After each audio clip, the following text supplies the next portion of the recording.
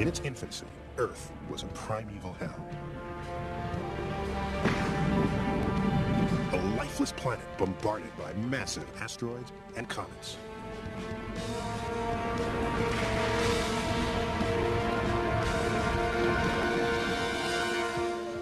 The moon, much closer to Earth, loomed large in the sky. Instead of water, red-hot lava streamed across the surface of our planet. Volcanoes spewed noxious gases into the primitive atmosphere.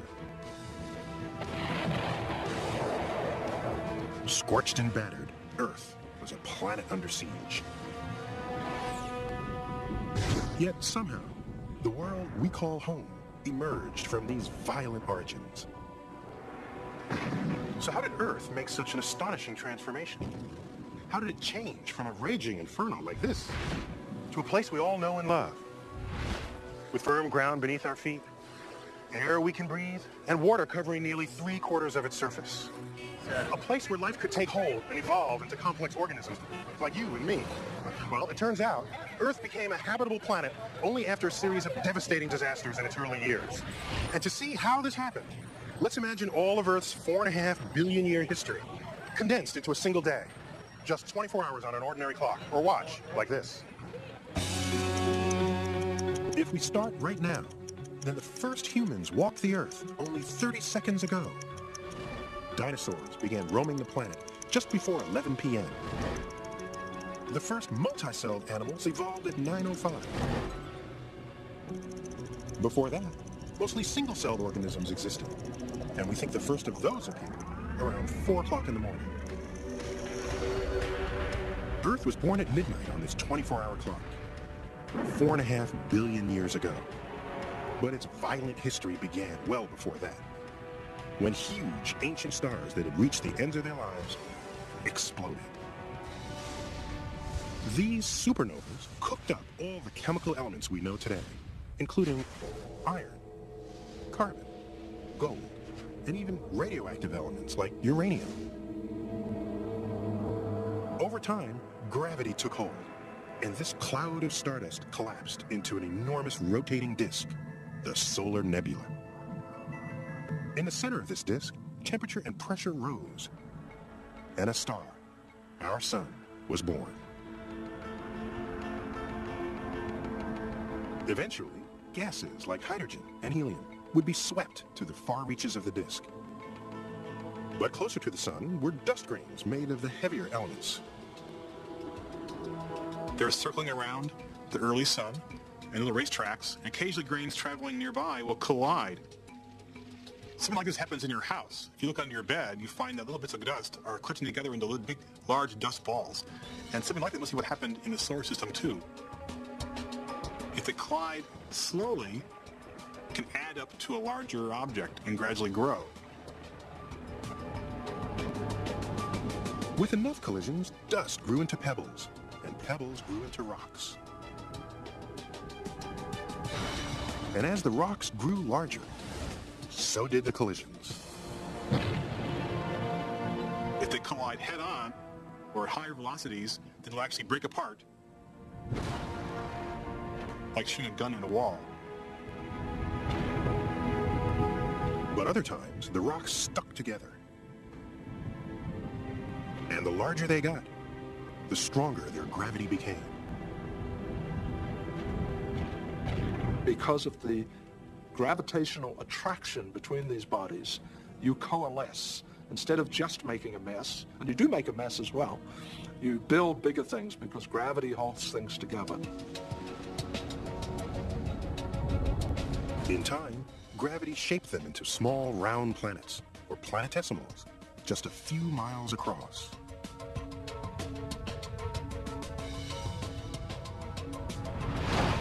Gradually they grow from golf ball size to rugby ball size, and then house size and township size. And then one or two of these objects will get large faster than anything else and become the big boys on the block. Eventually, some of these planetesimals grew as big as our moon. And then, they combined to form the 4 small rocky planets closest to the sun: Mercury, Venus, Mars, and Earth. But the early Earth bore little resemblance to the planet we're all familiar with. And today, working out exactly what Earth was like as a newborn planet is no easy task. It's sort of like looking at me as an adult and trying to figure out exactly what I was like as a baby. When was I born? How much did I weigh? Now, a snapshot will give you a pretty good idea of what I looked like when I was young. But the Earth was born 4.5 billion years ago, and hardly anything survives from that time to tell us about our planet's infancy. That's because at midnight on the clock, the newborn planet was nothing but a fiery ball of rock covered with lava.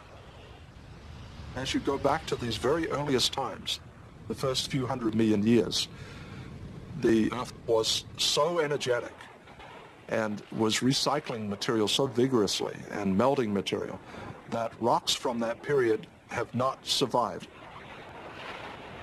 So to reconstruct the story of Earth's infancy, we look for clues, not from the ground, but from outer space. More than 100 million miles from Earth, between Mars and Jupiter, lies a region called the asteroid belt. Here, trillions of asteroids, enormous rocks left over from planet building, are held in orbit. Every now and then, a fragment of one of these asteroids is knocked out of orbit and set on a collision course with Earth. Called meteors, they can have a big impact. This exclusive report is about an object from space buried in ice described as a scientific mother lode. We take you first to the northwest corner of British Columbia, near the Alaska border. Here, a massive meteor plunged through the atmosphere, leaving a streak across the sky. A local bush pilot discovered the debris scattered across this lake, which was frozen over at the time. Realizing the importance of the find, he mailed a few fragments to NASA meteorite expert Michael Zelinsky. He sent samples down, frozen in a case, so I had a real problem getting through the U.S. Customs because they wanted to open and thaw these out, and they were concerned that they were containing deadly pathogens from Canada or something. Zelinsky immediately recognized it as a carbonaceous chondrite, a carbon-rich meteorite formed from the very same stardust that built the Earth. The last time we had a major fall of a carbonaceous chondrite was 30 years ago. So that means that it's about one time in a career you had this happening to you, and to have it happen to me in my career while I was still young enough to take advantage of it was a very exciting thing for me. A team of scientists scrambled to collect as much of the meteorite as possible. This was the opportunity of a lifetime. More than 400 fragments strewn across the frozen lake could each contain clues to the very beginning of Earth. Scientists hoped that inside, the fragments would be uncontaminated, in the same pristine condition as when they formed, 4.5 billion years ago.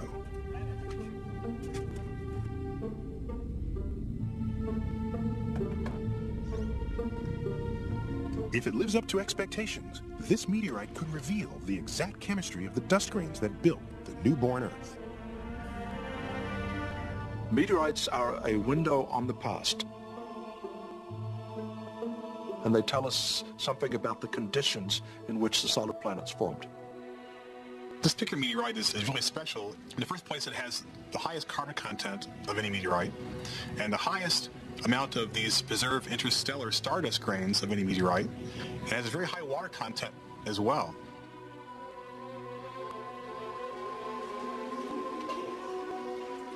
In addition, about 90 other elements have been identified. And already, they're providing a chemical fingerprint of early Earth. And within this meteorite are radioactive elements that decay at a precisely known rate, allowing scientists to calculate the meteorite's age. And since most meteorites formed at the same time as the planets, and from the same material, the age of the meteorite gives you the age of Earth and its neighbors. If you date meteorites, what you find is that almost all meteorites have the same age, about 4.55 billion years old. They're all the same age. It's pretty monotonous. Within a couple of tens of millions of years to hundreds of millions of years, they all have exactly the same age. And so what we do is take the oldest of these ages and use that as the initial age of the solar system. That narrow range of ages indicates that all meteorites and planets coalesced extremely quickly in the early days of the solar system. But Earth had barely taken shape before the first of several major disasters struck the young planet. Earth's gravity was pulling in huge quantities of debris from space.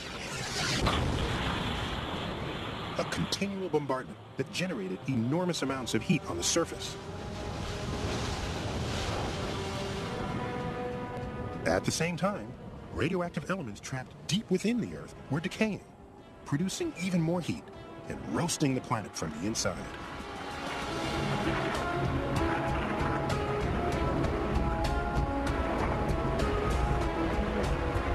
The combined effect was catastrophic.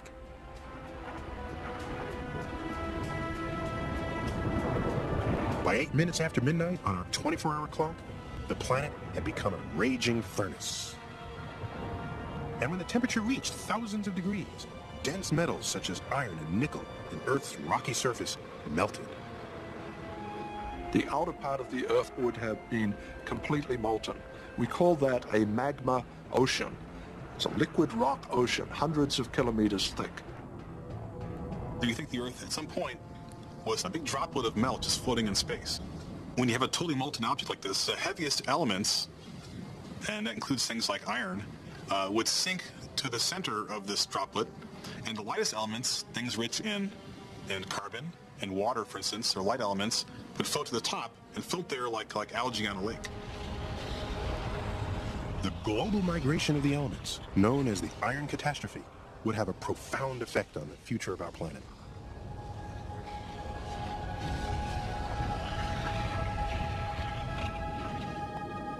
The sinking iron accumulated at Earth's center, where it created a molten core twice the size of the moon.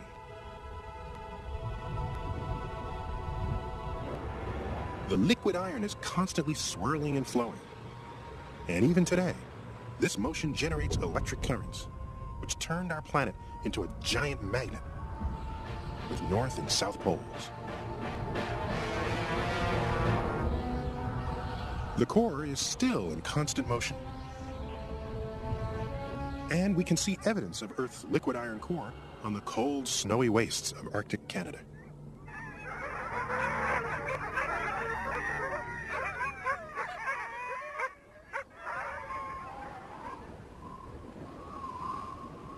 Well, the magnetic field is constantly fluctuating on a minute-to-minute or even second-to-second basis.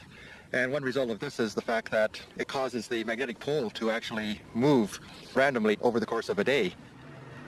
Every few years, geologist Larry Newitt sets out in search of the precise location of the magnetic North Pole, or north on a compass. Newitt spends days at a time on the ice, in temperatures as low as minus 50 degrees Fahrenheit.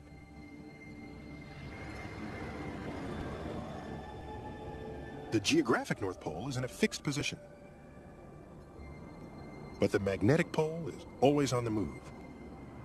Over the last century, its position has changed dramatically. Keep going. To identify the pole's current position, Newitt measures the strength and direction of the magnetic field at about 8 different sites, then closes in on it. 89, 13.0. Since we don't know where the pole is, we can't just go there and take a reading. So we surround it, and then I determine its location by a process of, what amounts to triangulation. 268, 35.0. At the time of the most recent survey, the pole had moved 125 miles off the Canadian coast. And Newitt and his colleagues have discovered something curious. Its movement is picking up speed. Over much of the past 100 years, it's been around 10 kilometers per year. But since about 1970, it started to accelerate, and now it's moving along at about 40 kilometers per year. If this keeps up, it'll reach Siberia in about another 40 or 50 years. But of course, that's a rather dangerous extrapolation. We don't really know where it's going to go.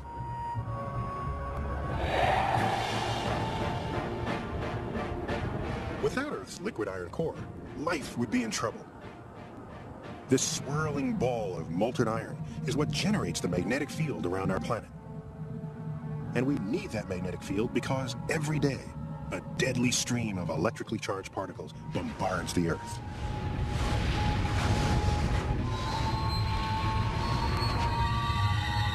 ejected by the sun in monstrous solar flares. These particles hurtle through space at about 1 million miles an hour, forming what is known as the solar wind. Some think that if the solar wind ever reached our planet, it would strip away the atmosphere. But Earth's magnetic field creates a protective shield that deflects these deadly particles.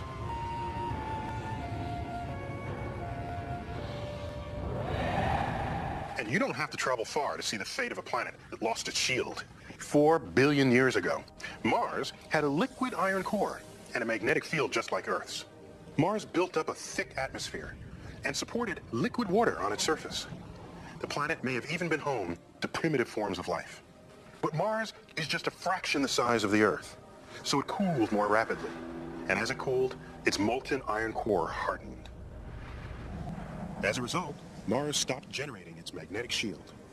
And according to one theory, this left its atmosphere to be scoured away by the solar wind. Today, the surface of Mars is a barren desert. Mars is a stark reminder of what our world could have become if its iron core had cooled. Because without a magnetic shield, a planet is left prey to the solar wind, and life as we know it could never flourish. The time had reached 16 minutes after midnight. The iron catastrophe was over. But even with the formation of Earth's core and magnetic shield, our planet remained a hostile and alien world. Volcanoes spewed clouds of noxious gases, and Earth was enveloped in a suffocating atmosphere of carbon dioxide, nitrogen, and steam.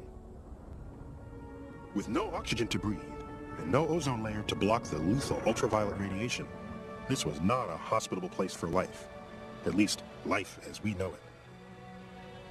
And in the midst of this hellish brew, the moon was born.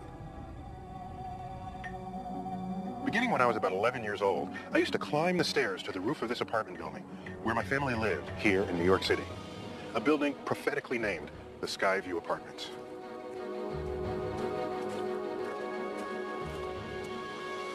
And with simple binoculars, just like these, I gazed up above the streetlights, beyond the buildings, and into the night sky.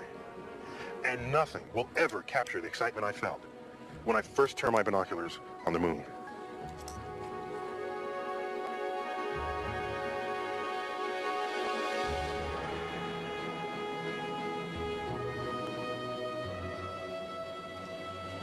When I saw that the moon was packed with mountains and valleys and craters, I thought I discovered an entire new world.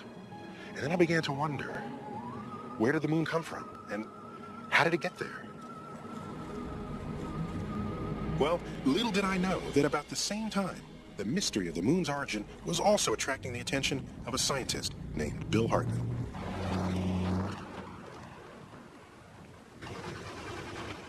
I'm always looking at the moon and thinking about its phases, and when I was a little kid I had a telescope. I used to be out there drawing craters on the moon and was very excited that I could even see these craters and mountains and so on.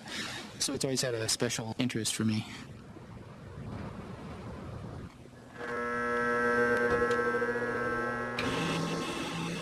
Hartman has been studying the moon for the last 40 years. And when he began his career in the late 1960s, he and many other planetary scientists hoped that NASA's Apollo missions would solve the mystery of how the moon formed. One of the pitches to sell that program scientifically was that we were going to be able to go to the moon and find these old rocks from 4.5 billion years ago, and they were going to tell us everything about the origin of the moon.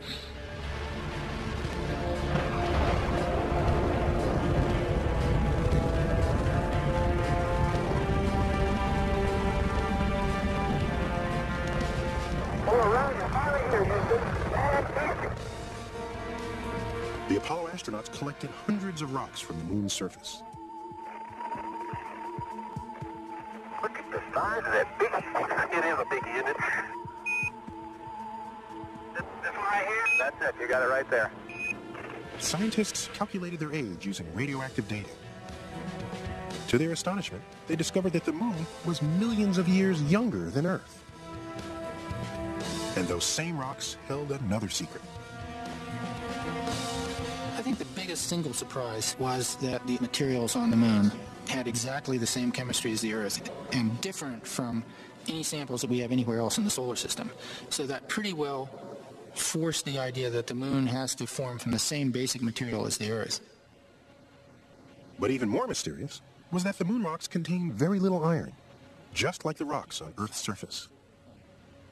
In a flash of inspiration, Hartmann and a colleague came up with a controversial new theory for the formation of the moon. We came up with this very simple idea that maybe as the Earth was forming, at our distance from the sun, somewhere nearby, made out of the same material, was a second largest body, which got pretty big before it finally plowed into the Earth. They proposed that about 50 million years after Earth had formed, a huge planetesimal was still roaming the solar system.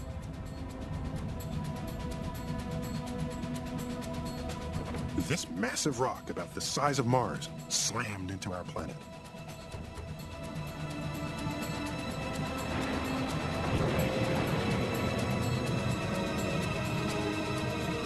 The energy of that impact was so great, it melted both the planetesimal and Earth's outer layers. The two fused together, forming a new, larger Earth. At the same time, this enormous collision ejected into orbit vast amounts of molten rock. This debris eventually coalesced to form the moon. When Hartmann first went public with this idea in 1974, it was considered scientific heresy. So here we come in saying the moon formed out of this gigantic catastrophe that blew off part of the Earth's mantle. No one wanted to hear that. No one wanted to start thinking about that kind of model. All of us were taught as junior geology students that all processes in geology are slow, one sand grain at a time, erosion, and so on. And people would actually come to us and say, you know, we really shouldn't consider that model until we've exhausted all other models.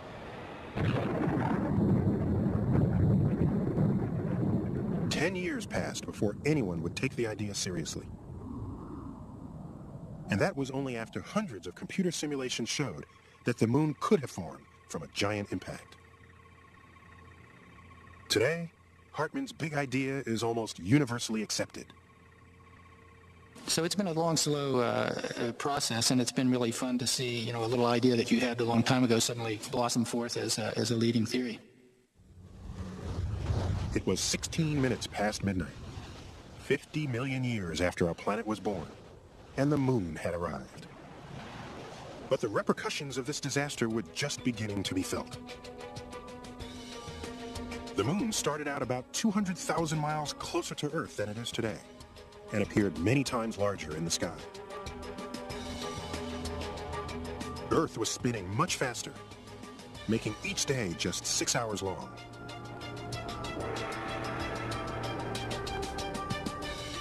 And with the moon so close, its gravitational pull on Earth was enormous. Earth's surface rose and fell up to 200 feet during the cycle of the moon's phases.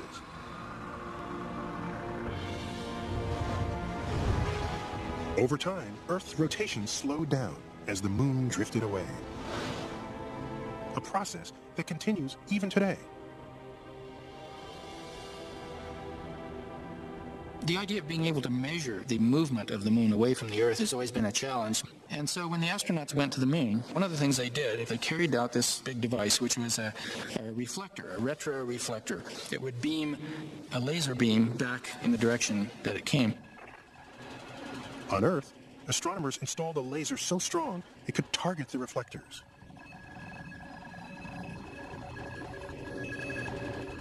In 1969, they made their first measurement of the time it took for the laser beam to reach the moon, hit the reflector, and bounce back to Earth.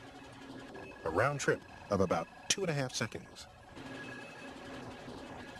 Doing this year after year after year, we've actually been able to confirm that the moon is moving slowly away. We not only get very exact information on the orbit of the moon, but we can actually see the orbit change.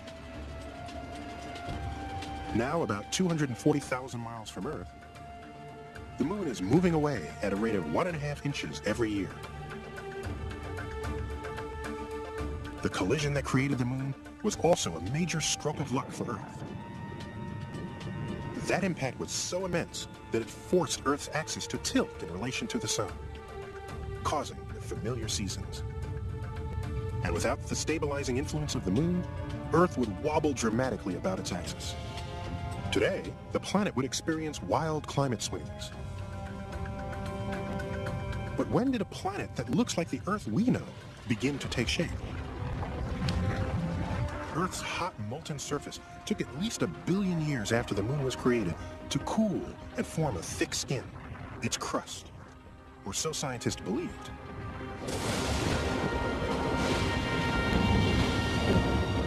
But no one knew for certain because Earth is such a geologically restless place that none of the original crust survives today.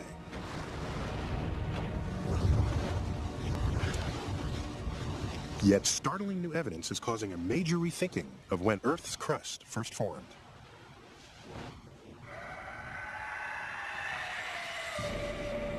The clues to this mystery are embedded within these rocks in Western Australia.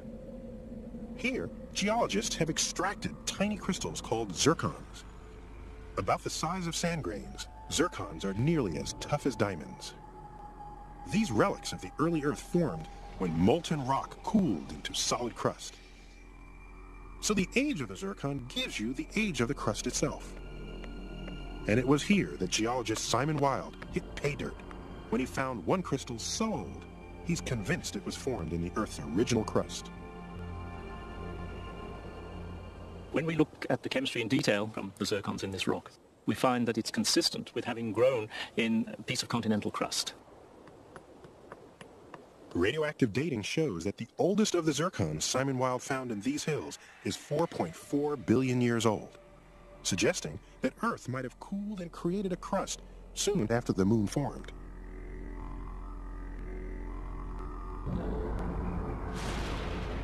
We don't know, of course, whether the continental areas were extensive or whether they were just small little islands of material, but certainly what we do know is that there was continental crust at 4.4 billion years ago.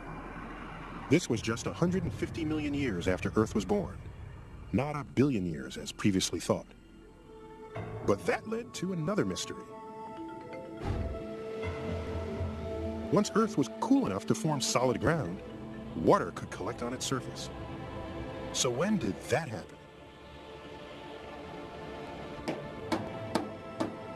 Geologists, including Stephen Moisish, think the answer may lie in these same tiny zircon crystals. Zircons are extremely rare.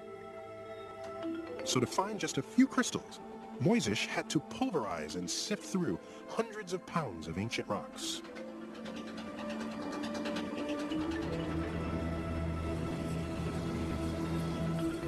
And analysis of the chemical composition of the crystals revealed that the oldest zircons contained a high concentration of a curious ingredient.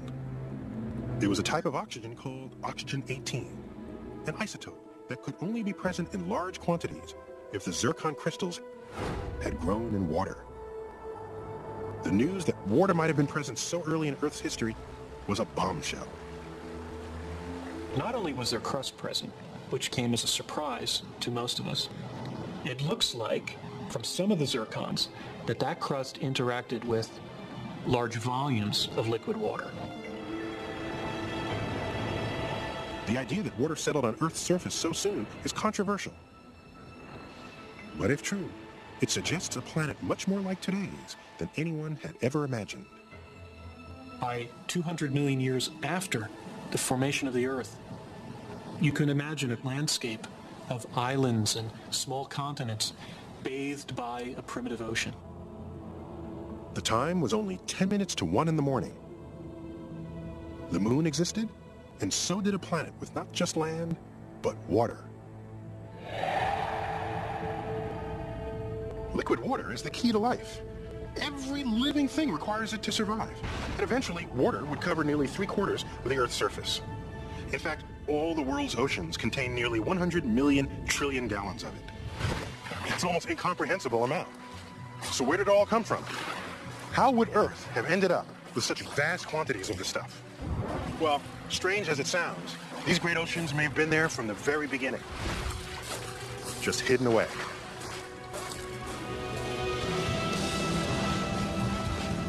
One key to the riddle was volcanoes, which, throughout Earth's infancy, pumped huge amounts of steam into the atmosphere.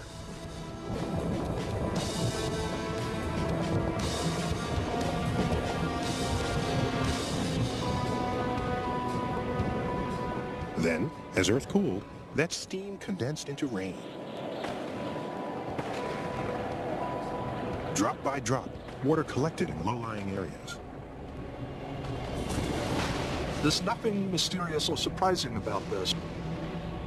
The Earth does it right now. The main gas that comes out of Hawaiian volcanoes is water, steam. So this is happening all the time.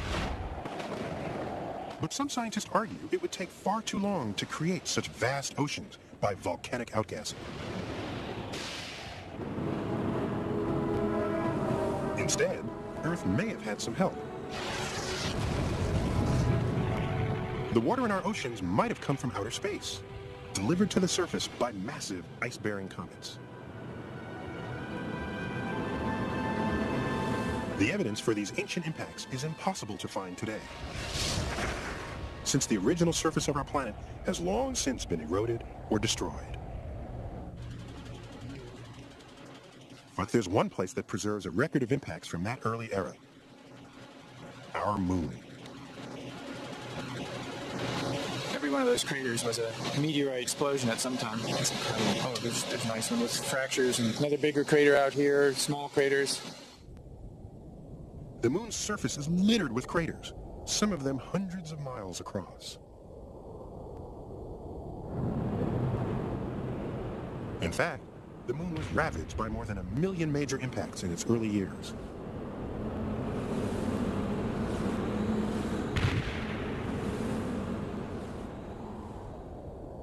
Since Earth is much more massive, its gravitational pull would have attracted even more debris, resulting in possibly tens of millions of impacts.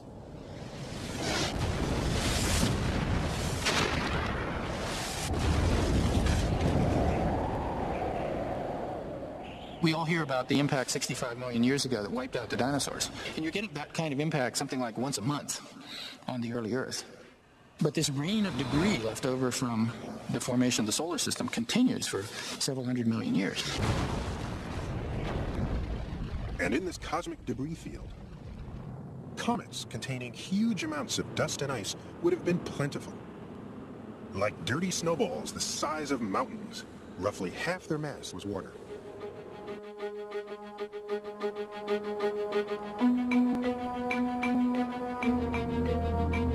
One NASA scientist, Michael Muma, wonders if these comets were the source of the water in Earth's oceans. One possibility is that Earth's water was delivered by the impact of bodies from beyond the Earth. These would naturally be the comets, which are rich in water. The proof in that would be to measure the composition of the cometary water and to compare that with the composition of water in our oceans. But studying comets is a tricky business. In the last 20 years, just a handful have passed close enough to examine in detail, including one in 1997 called Comet Hale-Bopp. A comet like Hale-Bopp would deliver about 10% of the water needed to fill one of the Great Lakes. This is a lot of water. Of course, the oceans are much larger, and so we need many more comets to fill the oceans. But we're fortunate. We had many such comets in the early solar system, so we have every reason to believe that it was cometary delivery that brought water to the early Earth.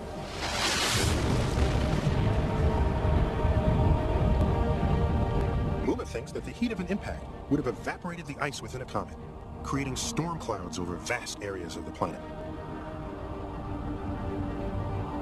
These clouds produced a deluge of hot, possibly acidic rain that continued for millions of years.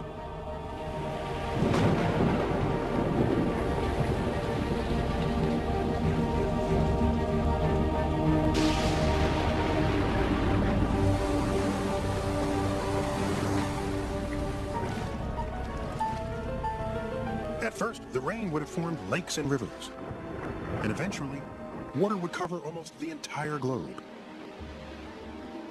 But there's a problem with this theory. Earth's oceans contain a mixture of normal water, H2O, and a much smaller amount of a more exotic kind, known as HDO, or heavy water, which contains an extra neutron. In the comets analyzed so far, the proportions of these two kinds of water don't match the composition of water in our oceans. They have twice the amount of heavy water that we see in Earth's oceans. So if they were the comets that delivered Earth's oceans, they wouldn't fit the bill, basically. They don't have the right properties. But Mumma hasn't given up. The comets already studied come from the outer reaches of the solar system. And he thinks comets originating closer to the sun might be different. Formed at higher temperatures, these comets could have a lower proportion of heavy water, more closely matching our oceans. And tonight, Mumma hopes to test this idea by getting a first-hand look at one of these elusive comets. If its chemistry is different, and if the heavy water, light water is like that on Earth, it would be the first proof positive or the smoking gun evidence that comets did in fact deliver water to the early Earth.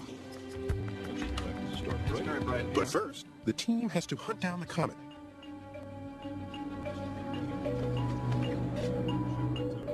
As soon as he has acquired it, we should see an image of it on this screen. Yep, there it is. There it is. All right. Yes, sir. Right there. You can see the elongated material flowing outward from the nucleus. Joel, that looks excellent.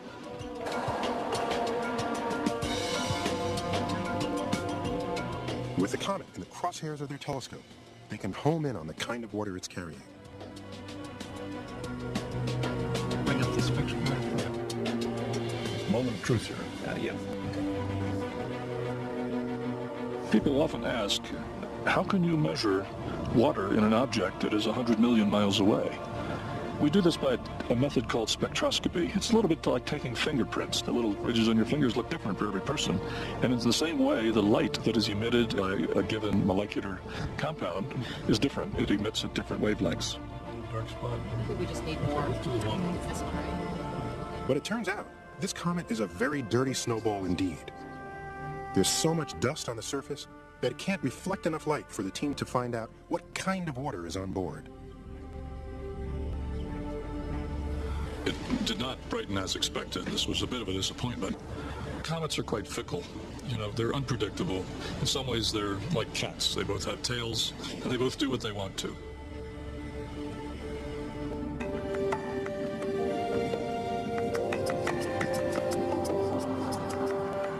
But with astronomers finding 2 or 3 comets a year from the inner part of the solar system, Mumma could soon have another chance to test his controversial ideas about the origin of Earth's oceans. One of the key things that every scientist keeps in mind is you should never fall in love with your theory. So it's an idea, it's a hypothesis, it fits all the known facts, but it has not yet been proven. And we must be willing to give it up and modify it if it is not proven. But we will learn something in doing so. It's still possible that comets played a role. In fact, it's hard to imagine that they played no role. But it seems more likely and more physically sensible to look closer to home for the source of the water. Besieged by volcanoes and battered by impacts, Earth endured its most extreme punishment in its early years. It was beaten, bombarded, mangled, and melted, all in just the first hour of our 24-hour history of the planet. The young Earth was still very different from the planet we know today. It was a hostile and forbidding place, with an atmosphere full of poisonous gases. Yet somehow, these harsh conditions set the scene for a crucial phase of Earth's development, the origin of life. Very little is left behind from the Earth's earliest time period, but what is left behind has revealed to us a planet much more complicated than we ever thought, with different rock types, liquid water present, and the kind of planet that we might expect life to emerge on.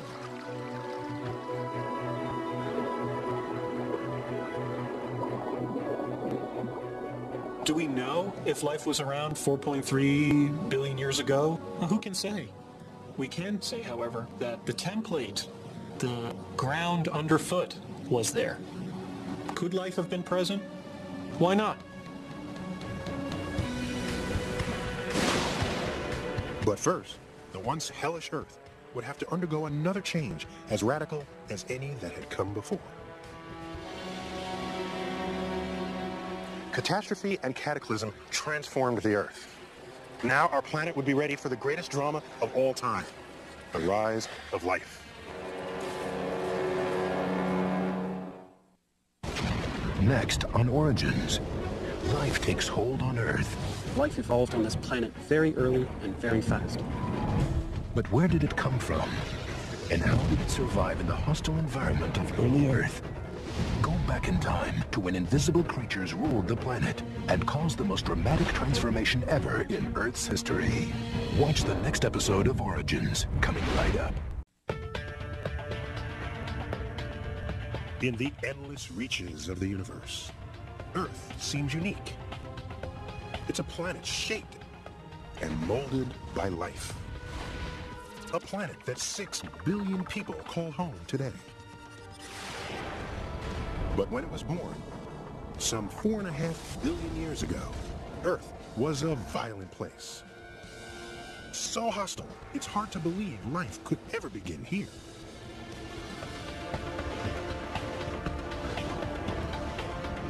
Covered in lava and smothered in noxious gases, Earth was a planet under siege. If you were a human going back into time and trying to stand on the early Earth, it would be just like visiting a planet that was not your own.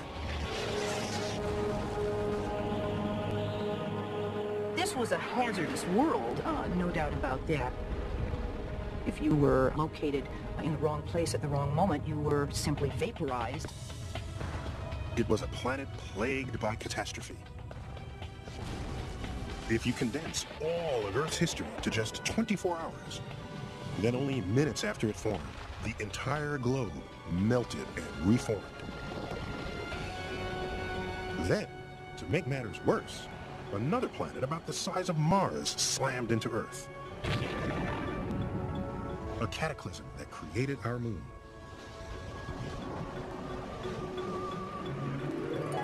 But soon after these disastrous beginnings, the most radical transformation of all time hit the planet.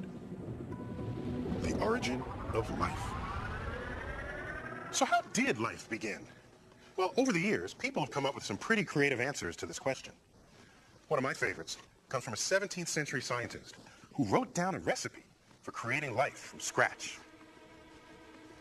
Let's see. It says here, take a dirty garment, place it in a vessel.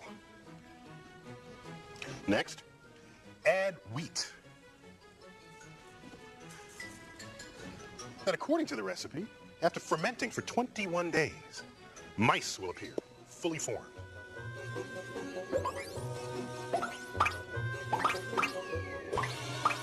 Of course, we all know that life doesn't form this way.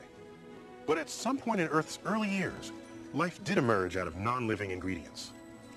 And for clues to the real recipe of life, we have to go back some 4 billion years to a time when Earth was nothing like the planet we know today. When we think of early Earth, we must recognize it was not a Garden of Eden. There were no clear blue oceans.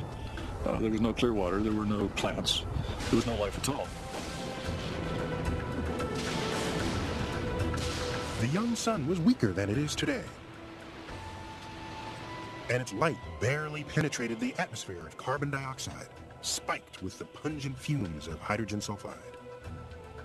Since the atmosphere was thicker and dominated by CO2, the Earth had a reddish tinge to it. It didn't have the familiar blue sky. The oceans would have had an olive green color rather than our familiar blue color. For about the first 600 million years, comets and asteroids pounded our planet.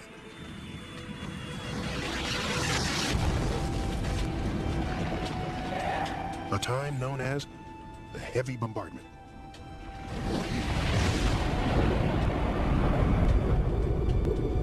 These interplanetary missiles measured up to 300 miles across. Their impacts vaporized Earth's oceans and melted its crust. With its extreme temperatures and toxic rain, seemingly nothing could survive here. But we now think that in this hellish environment, life first took hold.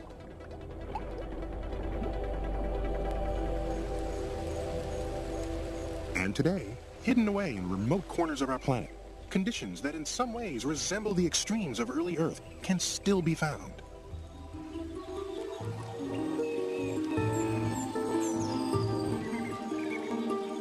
Penny Boston and Diana Northup are microbiologists on an expedition to investigate how life can survive in those harsh surroundings. Buried in the depths of this tropical rainforest is a cave called Cueva de Villaluz. Located in southern Mexico, it's an underground world laced with hydrogen sulfide, a foul-smelling gas that was present on Earth some 4 billion years ago. These relic or antique environments like Cueva de Villaluz offer the same kinds of environments that we would have found on early Earth, and we're hoping to get clues to work backwards from those. As you approach the cave, you begin to get these faint whiffs of the rotten egg smell. And as you get closer, this becomes more intense. Hydrogen sulfide can be extremely poisonous. So the scientists have to wear gas masks inside the cave and carefully test them for leaks. No leak? Have you got everything in there? I think I got everything. Yeah. At the levels at which humans can't live very long in hydrogen sulfide, you don't smell it at all. It will just simply cause you to go unconscious and die very quickly. But can any other forms of life survive in the deep recesses of the cave, so toxic to humans? Here, hydrogen sulfide, an invisible gas, escapes from the underground springs, reacts with oxygen in the water, and coats the cave with sulfuric acid. The longer it sits there on the walls, the more acid it becomes. And so eventually, by the time the drop is falling on you, it's a very, very acid environment. The slime layer feels pretty thick today. It's very fatiguing, and even with the protective masks that we have, we pick up loads of toxic gas through our skins and perhaps through tiny leaks. Oh, get rid of those stalactites to your left. Amazingly, despite the extreme conditions, it appears that life is thriving inside the cave. It comes in a strange package, colonies of single-cell bacteria that form slimy drips scientists call snotites. The snotites are drippy, gooey, mucousy formations that look like stalactites, and that's why they were called snotites, because they resemble strings of snot. We believe that the snotty, gooey stuff is to protect them against extreme acidity, because when we measure the drips on the snotites, they are as extreme as battery acid. And so while we find that daunting, this is where they thrive. Bacteria are among the most primitive and most common organisms on Earth. Like all forms of life, they grow, adapt to their environment, and reproduce. Inside each single-celled bacterium is a molecule of DNA, the code of life, which allows them to multiply. There are millions of bacteria in each snotite. And down in the underground streams, Penny Boston has found different kinds of bacteria in slimy clumps she calls phlegm balls. In fact, the cave is home to a huge number of bacterial colonies. And astonishingly, instead of being poisoned by the hydrogen sulfide, these bacteria depend on it for their survival. They take the hydrogen sulfide and they get chemical energy out of it. It doesn't poison them. It's home sweet home for them. And this is a pretty new finding for these organisms. Conditions on early Earth may have been far worse, but these bacteria suggest that primitive life could have thrived in extremely hostile environments. But where did the very first life come from? For more than a century, scientists have known that life is the result of chemistry, the combination of just the right ingredients in just the right amounts. Today we know these ingredients aren't things like dirty garments and wheat, which people used to think would spontaneously generate mice. Ingredients of life are actually much simpler.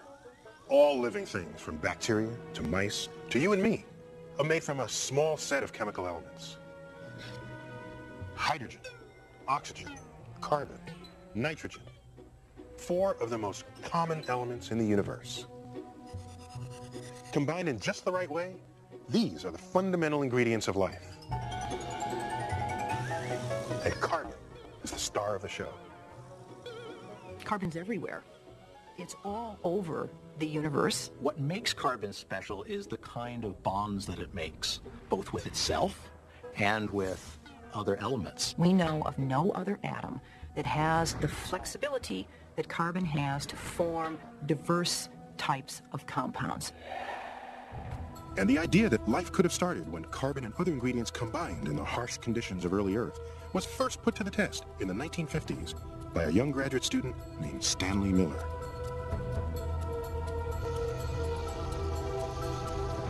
To simulate the newborn Earth in the lab, Miller assembled a contraption made out of flasks and tubes.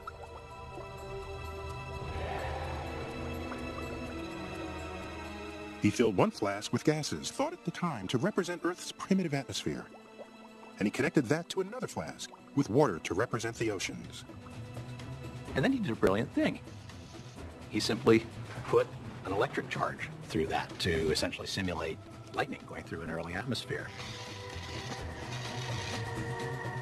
And after sitting around for a couple of days, all of a sudden there was all this brown goo all over the reaction vessel. And when he analyzed what was in the vessel, now he actually had amino acids.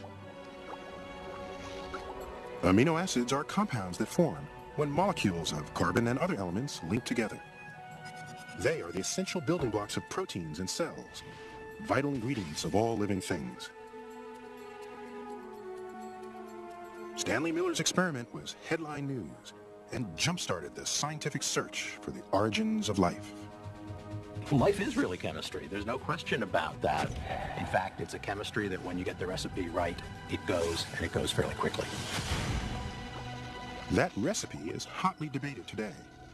And most scientists think the environmental conditions on early Earth were very different from the ones Miller simulated in his lab. And another debate rages about when this recipe first got cooked up.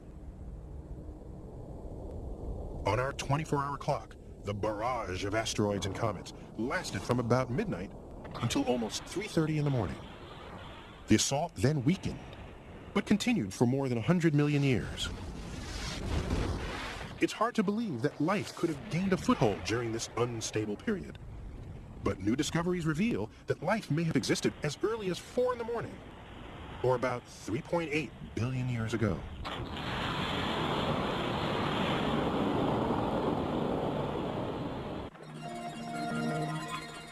The evidence comes from some of the oldest rocks on the planet, found in the remote regions of West Greenland.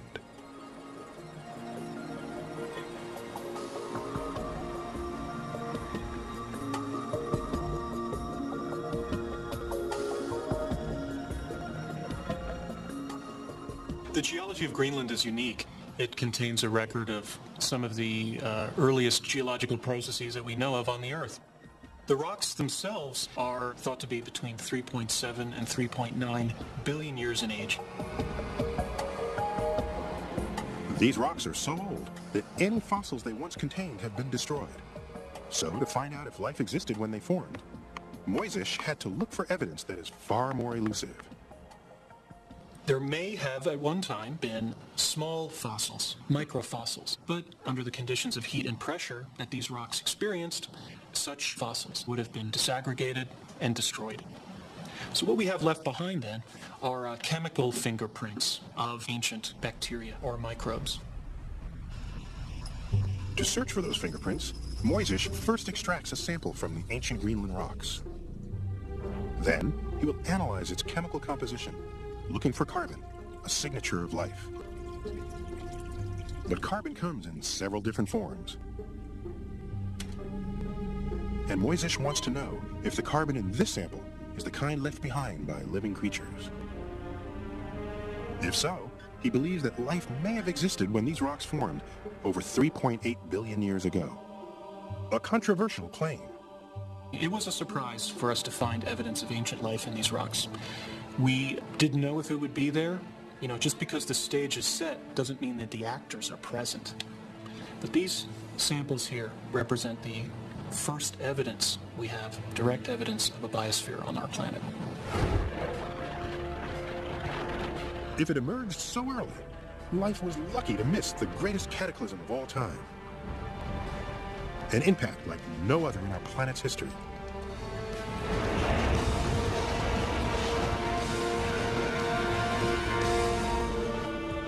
It happened when another rocky sphere about the size of Mars collided with Earth.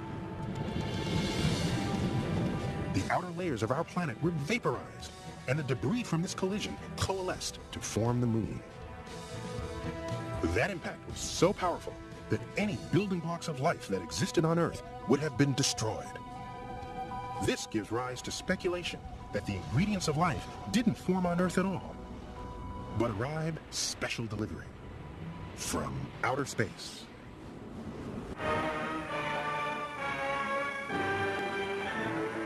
From its size and its appearance, this thing came from outer space. I even have reason to believe that there's some form of life in it. Hollywood has always been taken with the idea that life came from outer space. But it's not as far-fetched as it might sound. Space is not very far away.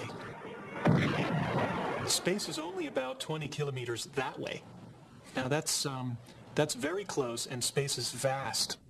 And a scientist named Don Brownlee designed an experiment to find out if space might actually harbor the building blocks of life. There are 40,000 tons of bits of comets and asteroids that impact the Earth every year. This is mostly in form of particles that are less than a millimeter in size. We breathe them, they're in the food that we eat, but they're very difficult to find. You can only find them in very special places. To see if this shower of space dust contains the ingredients for life, Brownlee needed to obtain samples uncontaminated by Earth's atmosphere. So, to get just a few micrograms of dust, he commissioned a former spy plane to fly close to the edge of Earth's atmosphere. Sticky pads on the plane's wings collected the space dust.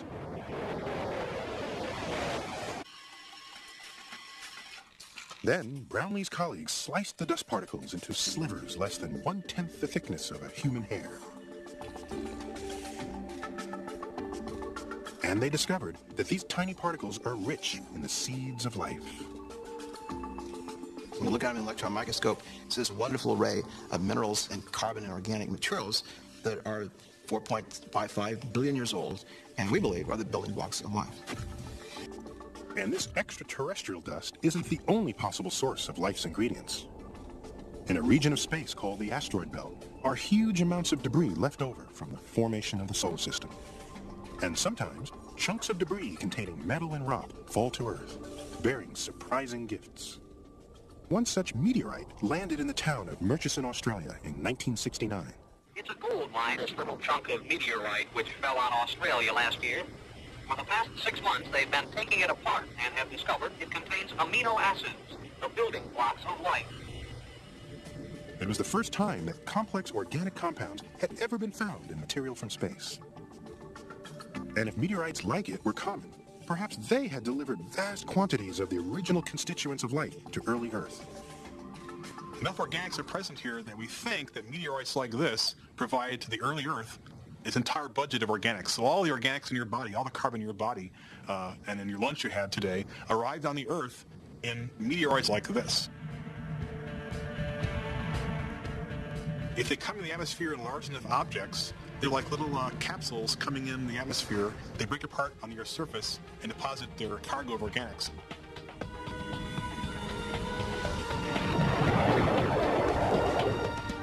More than 70 kinds of amino acids have been found in meteorites. And many are the fundamental ingredients of proteins that make up living cells.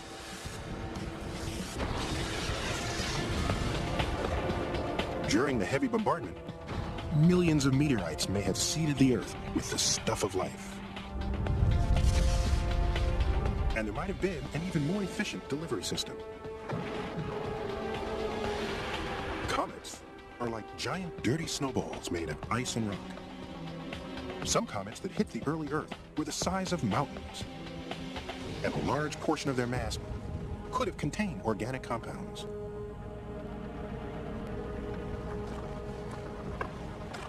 The destructive power of comets and meteors is astronomical.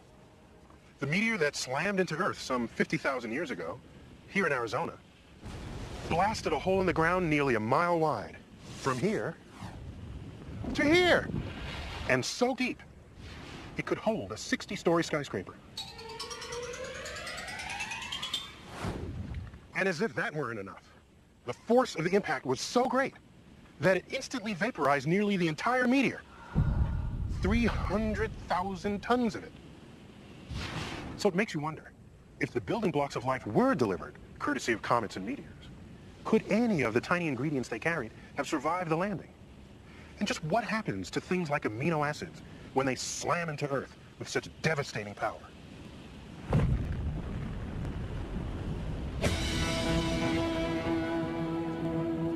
To answer those questions, one scientist came up with an ingenious experiment. Using a huge gas-powered gun, That's good. Stop. Jennifer Blank simulates the extreme pressures and temperatures that are unleashed when a comet smashes into Earth. We set out to test whether or not materials would survive or whether they would break down. And we expected that, or we were hoping that some fraction would survive. We figured the parts that didn't survive would break down into smaller components. But in fact, what we found was much more exciting. The gun fires a bullet at 5,000 miles an hour towards a sample that represents the organic molecules inside a comet.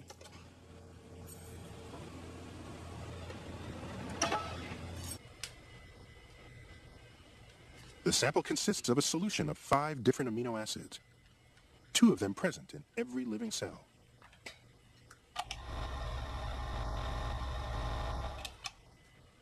The mixture is inserted into a steel capsule. The gun will send a shockwave through the capsule, simulating the extreme pressures of a comet's impact. I think it's very hard to just imagine what kinds of pressures were generating these experiments. If you think about going to the bottom of the ocean, the pressures you'll have there are only 100 times atmosphere. So these are hundreds of thousands of times atmospheric pressures. Will Jennifer Blank's experiment show that the building blocks of life can survive a crash landing on Earth? Clear the room.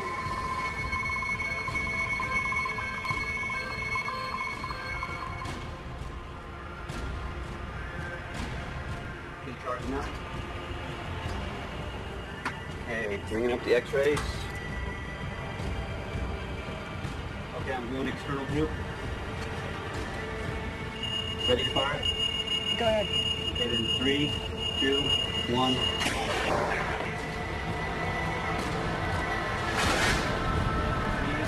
2, 1, fire.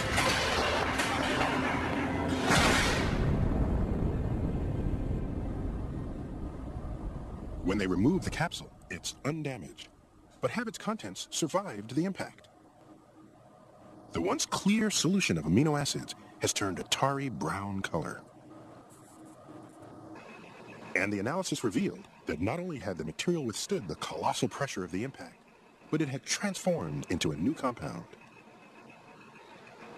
Amino acids, combinations of carbon and other basic elements, had fused together to form more complex molecules called peptides. We went from our initial small compounds, and here's an example of one of them, simple amino acid, and we used the energy associated with the impact to build larger molecules. Molecules like this. This is a peptide, and we showed that we could use the impact energy to grow larger molecules from the simplest building blocks of life. Peptides link together to form larger building blocks, proteins, which make up all the cells in our bodies. But the leap from non-living ingredients to a living creature, complete with DNA which allows cells to replicate, is staggeringly complex. No one knows how this process started or what course it took. It is hard to really get your head around the great leap from non-living to living. Well, it's hard enough that nobody's succeeded in doing it in the laboratory. I think it's an astonishing mystery and one that we truly don't understand in any great detail. While we don't yet know how the spark of life occurred, we can try to figure out where it might have gotten a foothold. And because the planet was under such devastating assault from comets and meteors, the leap to life may not have taken place up here on Earth's surface. To take hold, life might have needed a safe haven, perhaps underground.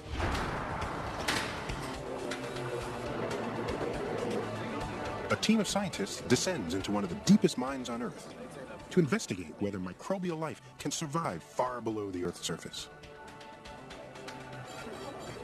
And the mining environment gives us this fantastic window into the deep subsurface. It's a unique scenario because there is nowhere else on planet Earth that allows you to have access to that sort of sample location at 2, 3, 3.5 kilometres deep.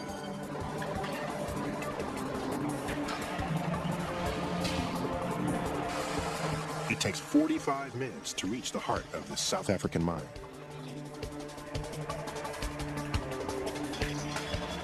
Conditions here are extremely uncomfortable. For humans, that is.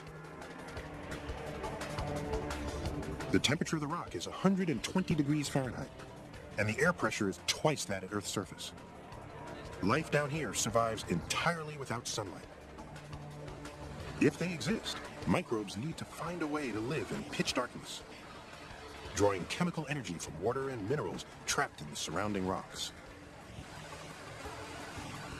Microorganisms have been shown potentially to be able to use these molecules to provide themselves with energy and support themselves completely independent of photosynthesis. And if we can prove that that's the case here, then that's very interesting because that adds credence to the idea that you could have life originating in the deep subsurface. As the miners drill into the rock, they break into ancient pockets of water, havens for microorganisms.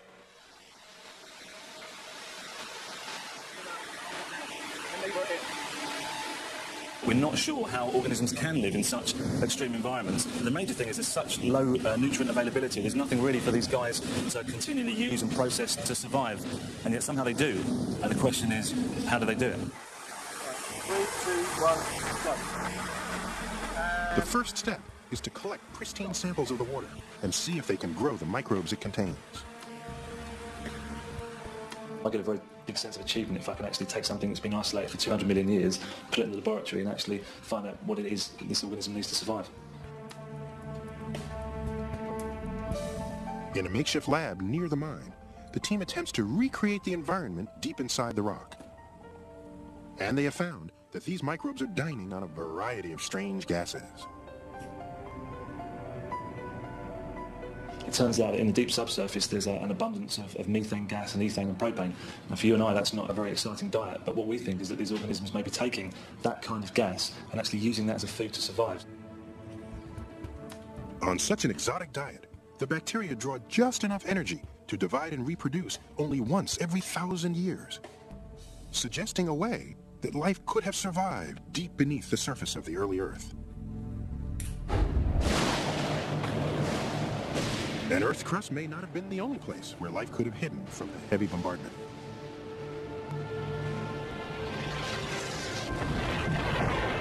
Another safe haven may have been the ocean.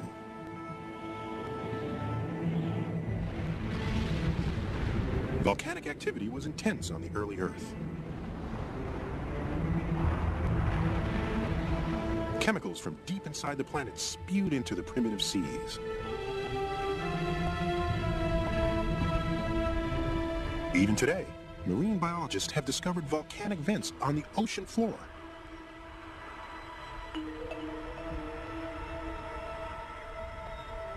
Despite scalding temperatures, acid eruptions, and total lack of sunlight, they found creatures of all types thriving down here. And at the bottom of the food chain are microbes that live on the noxious hydrogen sulfide gas erupting from the vents. On early Earth, primitive life may have survived in similar environments. If all of the bombardment was occurring near the surface, survivors would be existing in just these kinds of hydrothermal vent communities, where there's abundant water and nutrients and heat and food in the form of chemical energy.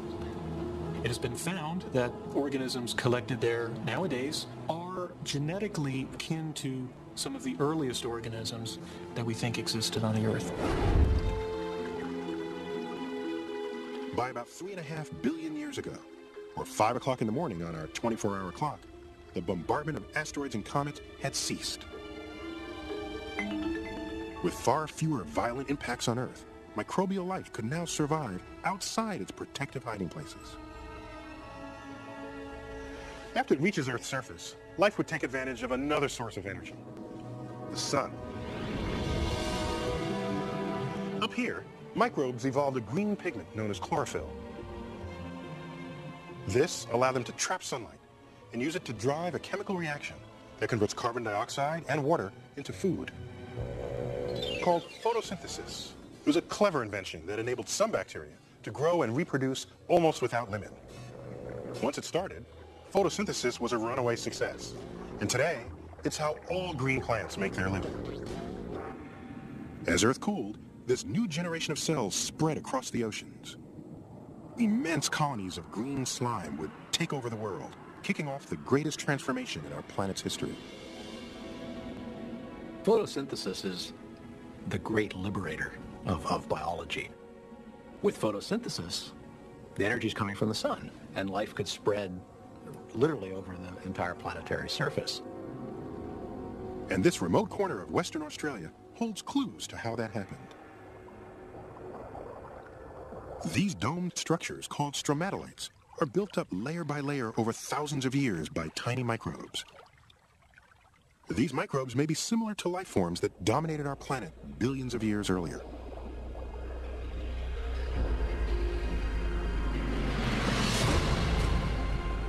And in the arid hills nearby, there may be evidence of these ancient creatures.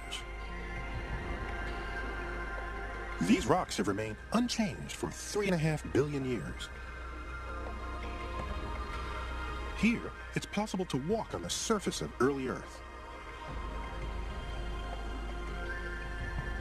Martin van Kranendonk spends months at a time in this wilderness, studying the geology and producing maps. In a secret location in these hills is what could be one of the greatest geological discoveries of all time. These are the oldest fossils in the world, at about 3.5 billion years old. And they're composed of stromatolites. And at this outcrop we can see two different types of structures that these creatures formed. First are these black mats that have wrinkly textures all through it. And the second are these larger domes that form these broad structures. The most likely way these things formed is by the growth of microbes. Like modern stromatolites, these ancient structures could also have been built by colonies of bacteria. And not far away are fossilized ripple marks, which suggest they might have grown in shallow water. And here you can see we've got a smaller structure that we call the Mickey Mouse ears, which is this beautiful doubly branching structure. And there's nothing else that we can think of which would make that except something that was growing on the bottom of the ocean. So perhaps the ancient stromatolites were formed by microbes like the ones that build these structures today.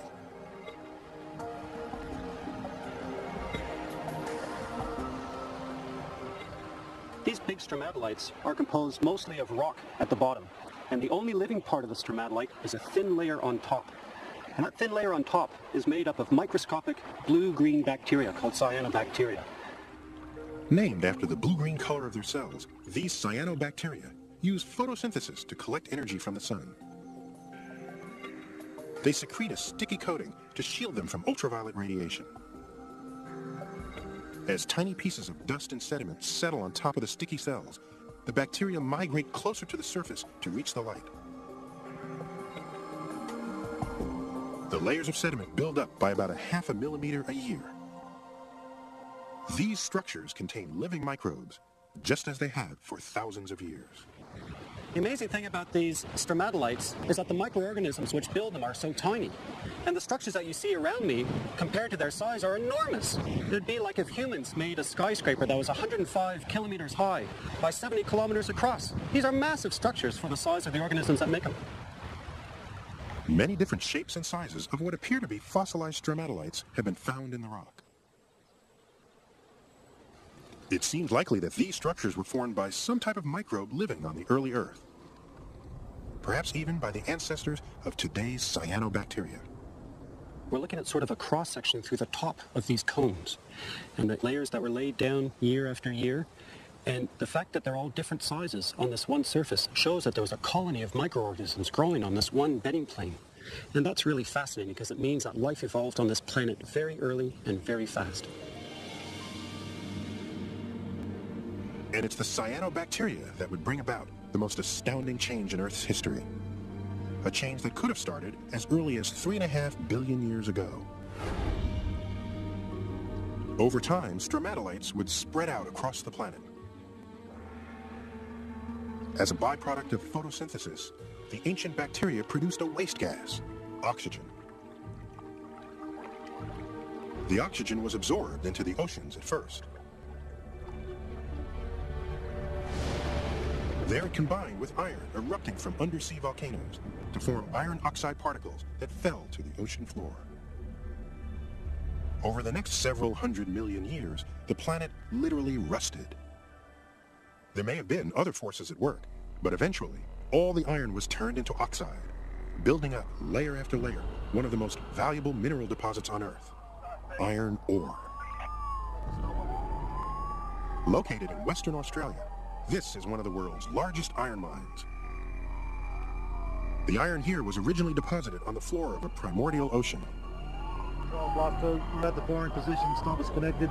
We'll fire in 10 seconds with a 5-second countdown. Every week they excavate 500,000 tons of iron ore, used to make steel for everything from cars to skyscrapers. 3, 2, 1, fire.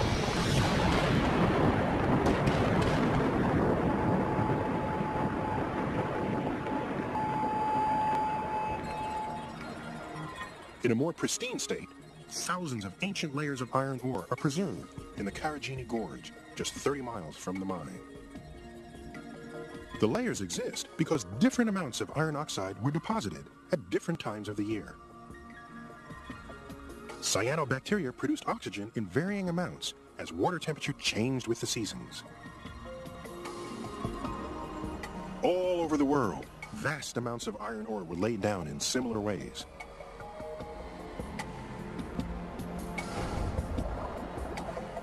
On our day-long clock, this process continued until 1 in the afternoon.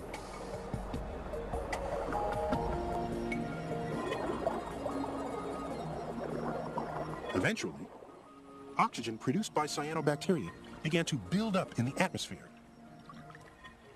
Slowly but surely, this transformed the planet.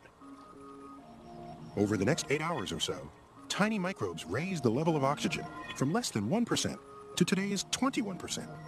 The time was about 9 p.m. It's amazing to contemplate, but without cyanobacteria, there would be no oxygen, and Earth would still be smothered in noxious gases. Plants, animals, and humans would have never evolved. We're sitting here today breathing an oxygen-rich mixture of air. We couldn't be here without that oxygen, but that oxygen wasn't present on the early Earth, and it only became present because of the activity of photosynthetic organisms. Life has made this environment what we know. It's allowed us to live on the surface. It allows us to breathe. It allows large organisms like we are to function at very high rates of activity.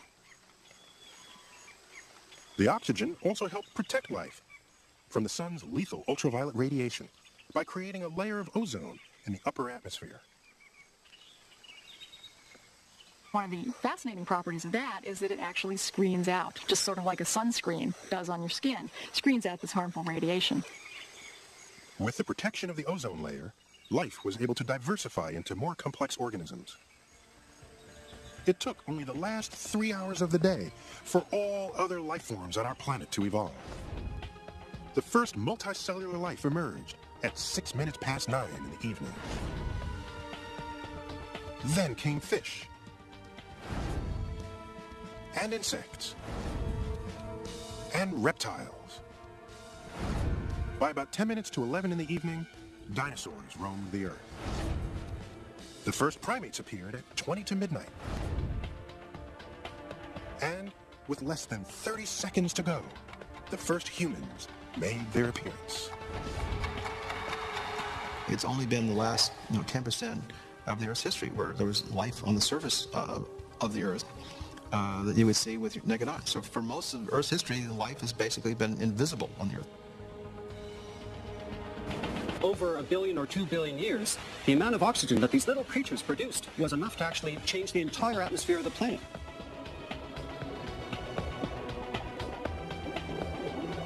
Multicellular life that we're most familiar with, animals, plants, their environment was made possible by the slow, toilsome task of bacteria to oxygenate the atmosphere. Microbes ruled the Earth for more than 3 billion years, 2/3 of its history. These tiny organisms had transformed an entire planet. Without them, complex life, humans included, would have never evolved. Stay tuned for more about Origins, a Nova miniseries. But first,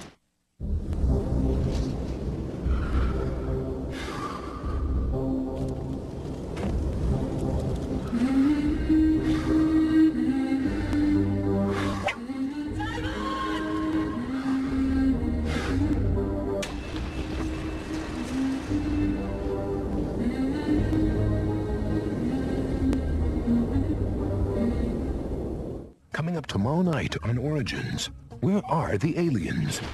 Nova is on the hunt for answers. Is our little planet Earth the only place where the action is? We're definitely not alone. It's inconceivable how big things are. To think that we're alone here is ridiculous.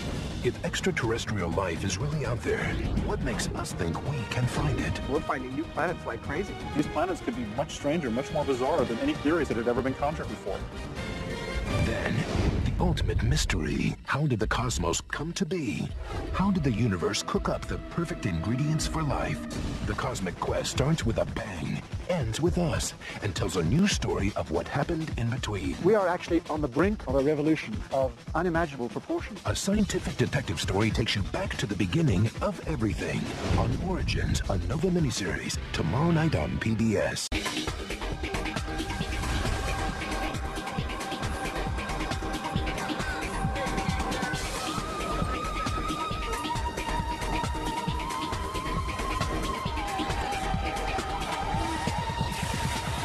Anyone who visits New York City will see all manner of different life forms.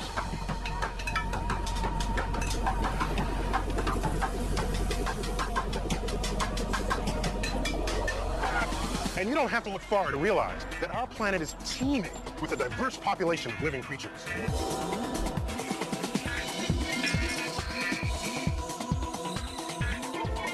And for centuries, we've been asking ourselves, how unusual is all this?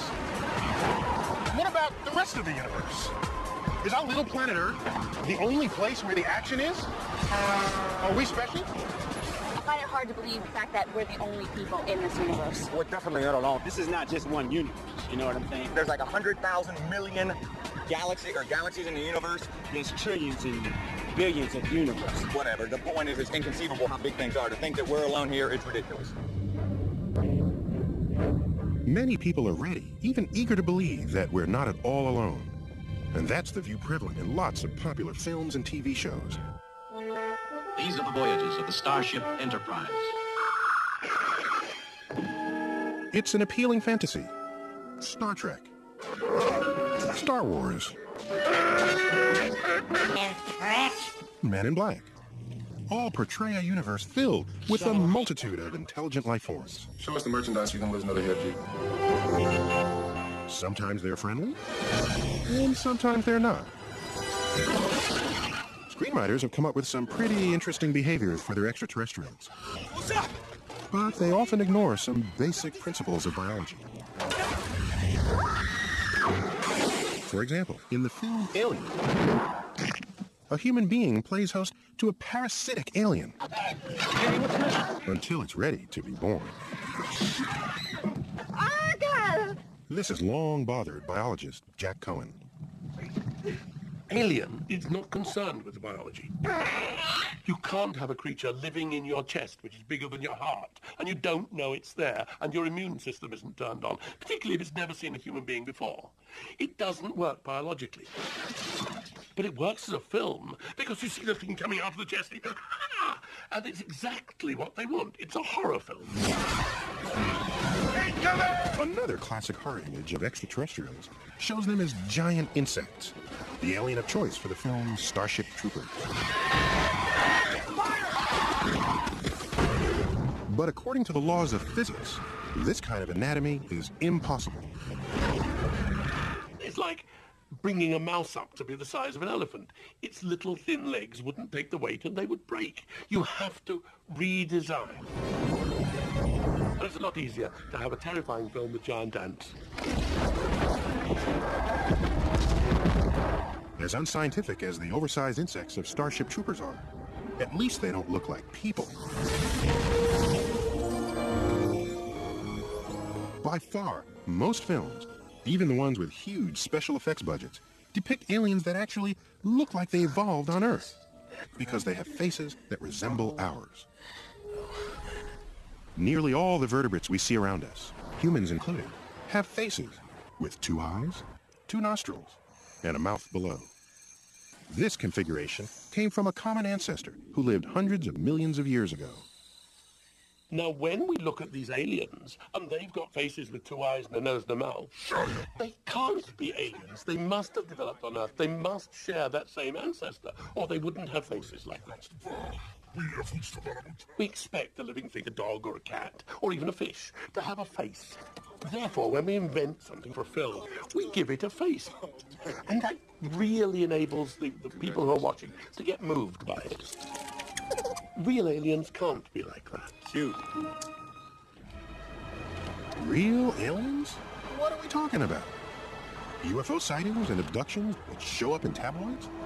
I think they have traveled to this planet. They might have been here years ago, but they became extinct just like the dinosaurs did. We've been visited.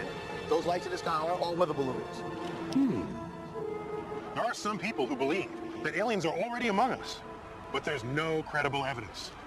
There's nothing in any of these stories that can't be explained in some other more rational way. And of course, some people are just plumb crazy. But is it crazy to believe that somewhere beyond our planet, life has taken root?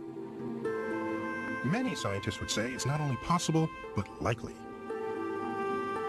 One of the believers is Frank Drake. I first believed there was life beyond Earth when I was 8 years old.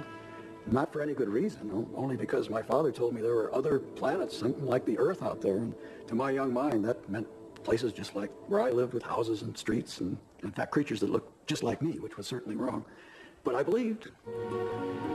Drake's childhood dreams led him to a career in radio astronomy, and he soon began wondering whether somewhere among the stars there might exist aliens who, like us, had mastered radio. Ever since humans learned how to broadcast radio waves, we've been leaking them out into the cosmos. Everything from Duke Ellington to I Love Lucy to the speeches of world leaders is, thanks to our ingenuity, now traveling across space at the speed of light. Drake reasoned that if aliens were transmitting radio signals of their own, we might be able to detect them. And so he created the first experiment for SETI, the search for extraterrestrial intelligence. It's now survived an on and off and a second For decades, SETI astronomers have been scanning the stars of the Milky Way galaxy, searching for signs of advanced alien civilizations. Their goal is the ultimate prize in the life-finding game. Someone out there we can talk to. There's nothing to do but sit here and wait for them to call. And on cue, they've called. SETI faces enormous challenges, not least of which is the sheer size of our galaxy. The Milky Way has hundreds of billions of stars, swirling in a giant spiral about 100,000 light years wide. That's 600 quadrillion miles. So what are the chances of finding intelligent aliens in all that real estate? Early in his quest, Frank Drake came up with an equation to guide him. Actually, I first invented the equation as the agenda for a meeting. It seemed pretty obvious. There's a meeting about life in space, and I asked the question, what do we need to know about? I realized if you multiply them all together, you get the number n. The now famous Drake equation lists the different factors we need to know to predict n, the number of intelligent, detectable civilizations in our own Milky Way galaxy. It includes factors like how many stars have planets, and how often will life become intelligent, and how long a technologically advanced civilization might last. And if you put in scientists' judgment the most plausible values for the factors in this equation, n equals 10,000 detectable civilizations in our galaxy.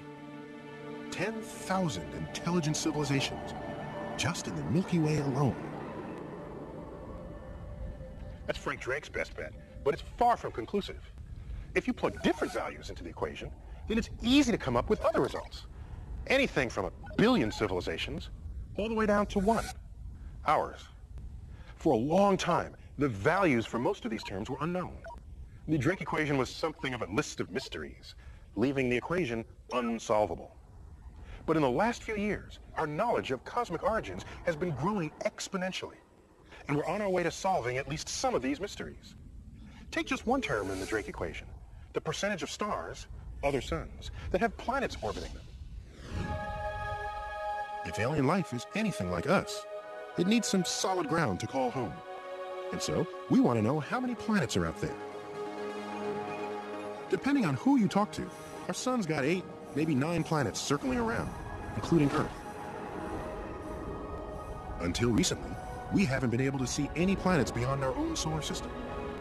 None at all. The problem is, planets in deep space are rendered practically invisible by the blinding light of their suns. That's the challenge for the handful of scientists trying to track them down. The team of Paul Butler and Jeff Marcy started their quest in the 1980s with little more than their own enthusiasm. We started off with virtually no money at all.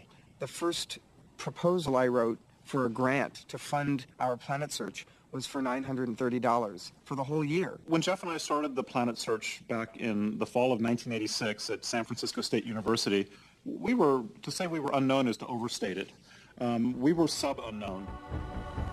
The young astronomers were banking on an experimental technique they believed would scope out planets by focusing on the stars they orbit. As a planet orbits a star, the planet pulls gravitationally on the star, making the star wobble.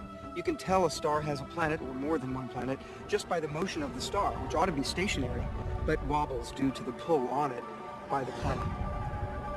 The star's wobble, created by the gravity of orbiting planets, is so subtle, Marcy and Butler can't see it directly, so they use a special technique. It's hard to detect this motion directly, so we thought we would use the Doppler effect. As a star moves toward you, the light waves get compacted, and that means they get shifted toward bluer colors. And then as the star wobbles away from you, the wavelengths of light get stretched out, and that is interpreted by our eyes as redder. Even using the Doppler effect, the only planets we can infer would be ones with tremendous mass. Marcy and Butler were confident that they had the best method for hunting down big planets and hoped they'd be the first to succeed when the unthinkable happened. A team of Swiss astronomers beat them to the punch. The first planet outside our solar system had been found, but by someone else. Most astronomers were skeptical. Although the planet was massive like Jupiter, the Swiss discoverers claimed it orbited its star, 51 Pegasi, in only 4 days. This seemed impossible.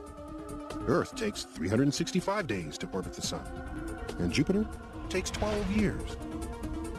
Marcy and Butler felt certain there must be some mistake.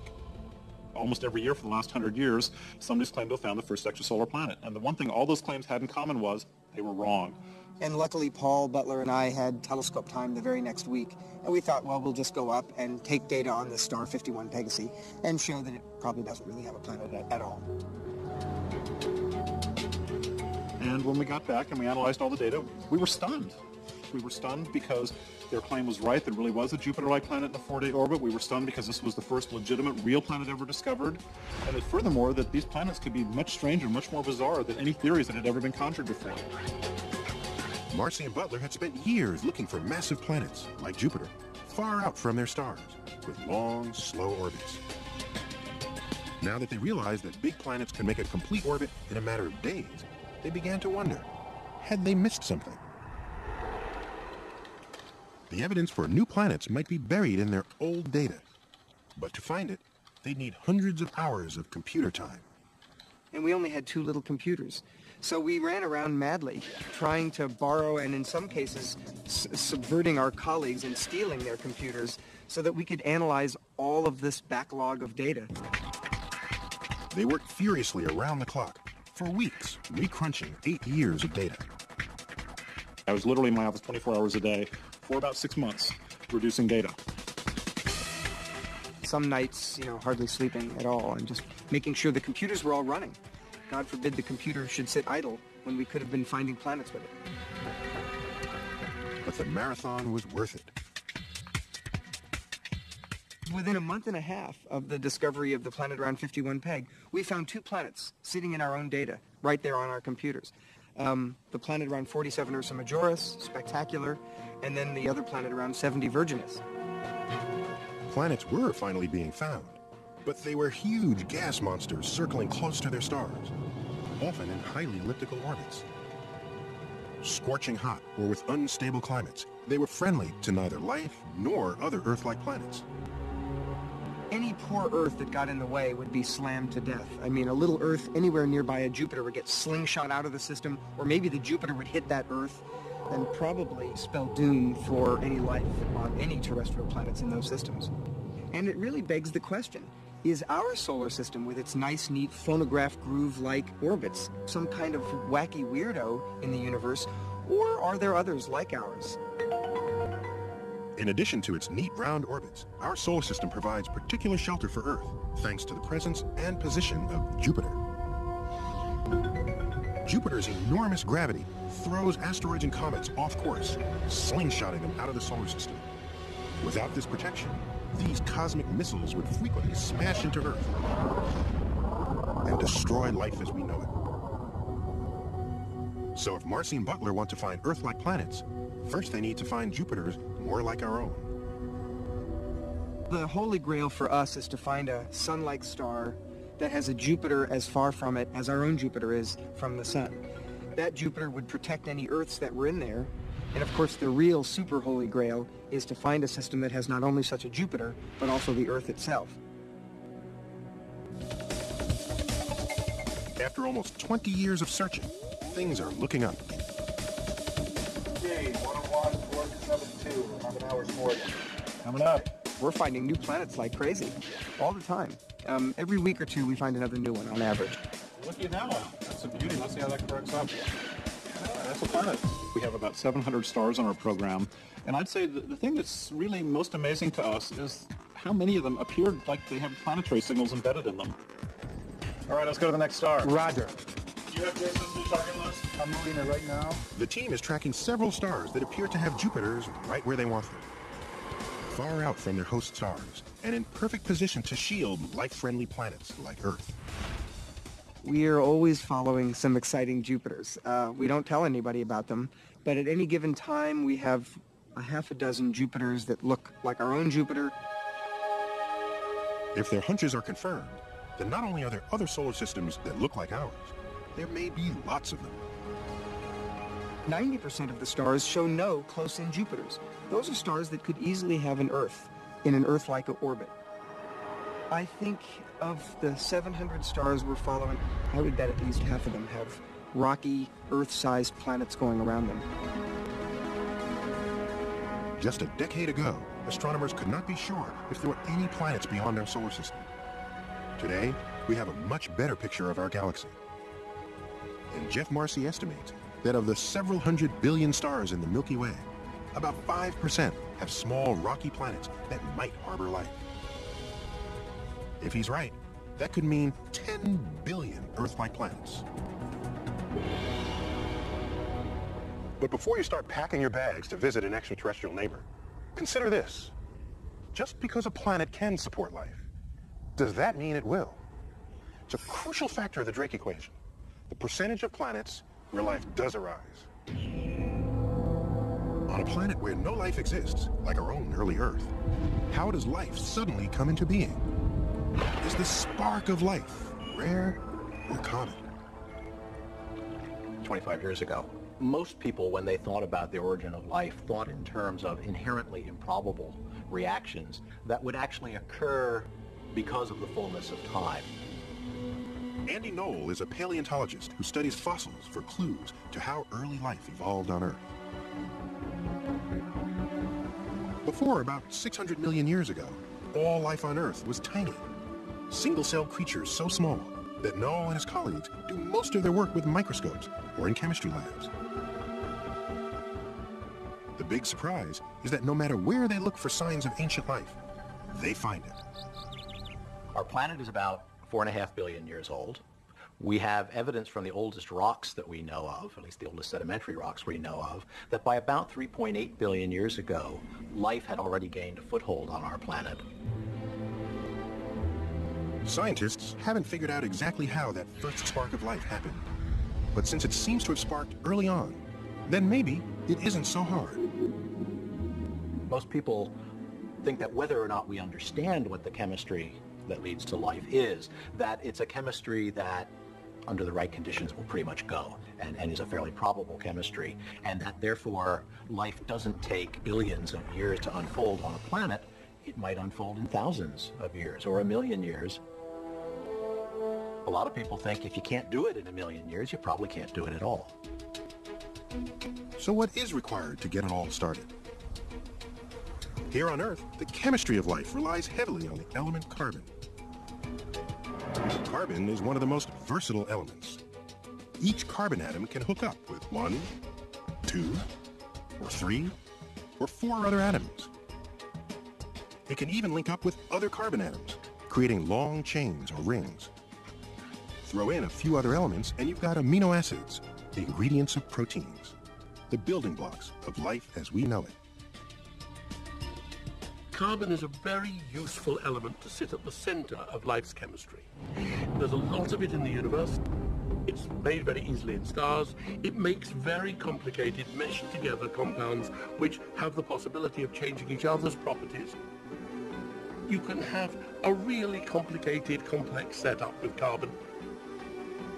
I'd expect that very nearly all life forms we come across that are matter-based are going to be carbon-based. If carbon helps make life happen, then there might be a lot of life out there. Carbon is one of the most common elements in the universe. So if it's got carbon, what else does life need? Lots of oxygen in the air? 72 degrees? We tend to think life belongs in a place that's, well, comfortable for us. But is that really true? The last few years, we've been finding life practically everywhere on Earth, and not just the obvious spots. Microbes are thriving under rocks, in the driest, hottest deserts. Life's doing just fine in the dark bottom of the oceans, warmed by deep-sea vents. And now, life is turning up in some of the coldest, bleakest conditions imaginable, including the ice sheets of Antarctica and Greenland. So now that we've found life, not just surviving, but thriving just about everywhere on Earth, suddenly, it's looking more likely that life might thrive in lots of places beyond Earth, even if we would find them a bit uncomfortable. If life is common, then we should be able to find signs of it beyond our own little planet. Unfortunately, the evidence has been elusive. It seems as if one crucial ingredient has been missing. The most important requirement for life is liquid water. And that's the defining requirement for life in terms of our solar system. There's plenty of energy, there's plenty of carbon, there's plenty of other elements on all the planets in our solar system. What's rare, and which, as far as we know, only occurs now on Earth, is liquid water. Liquid water is crucial because it's an ideal solvent. Molecules can easily move around in it and react with one another, allowing the complex chemistry of life to do its thing. For years, it seemed that Earth, with its oceans of liquid water, was an oddball, and perhaps the only place in the solar system where life had ever thrived. Then, we started to look more closely at our neighbors.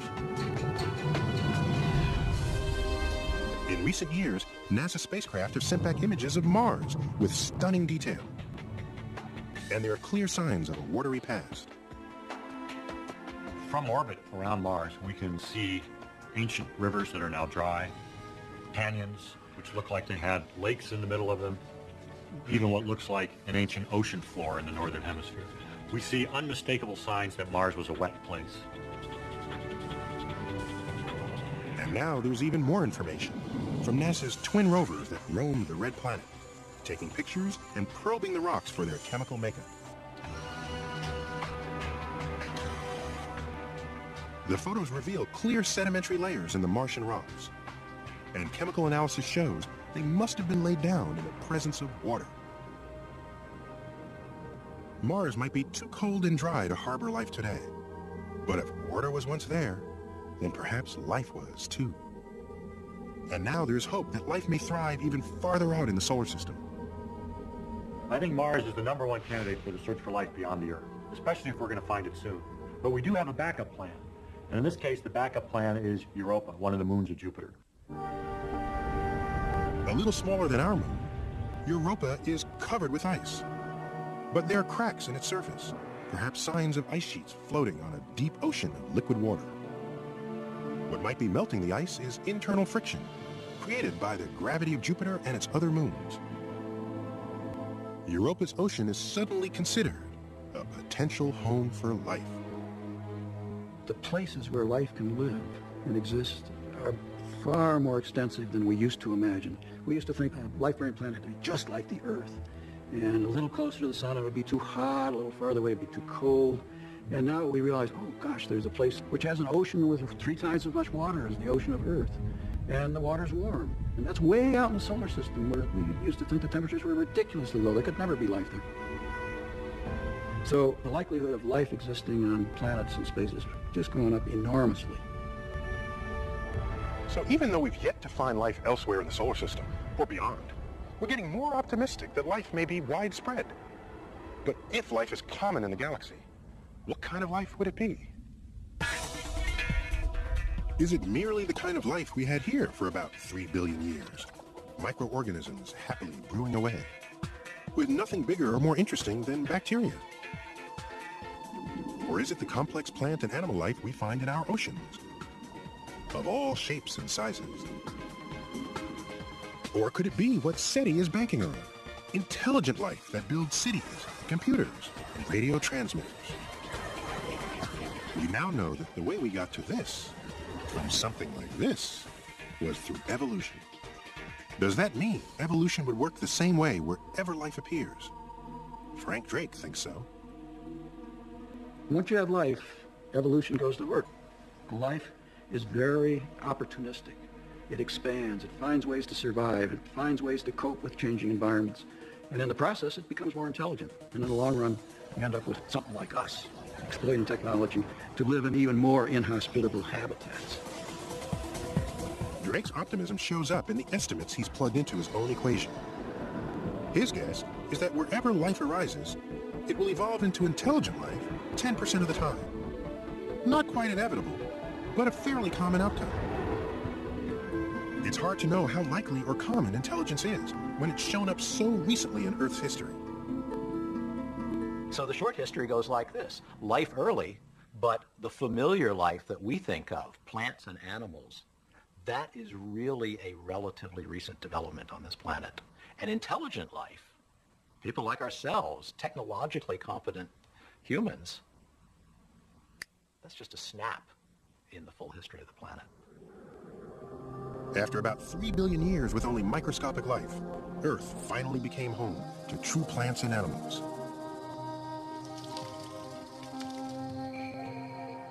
And after another 500 or 600 million years, we came along.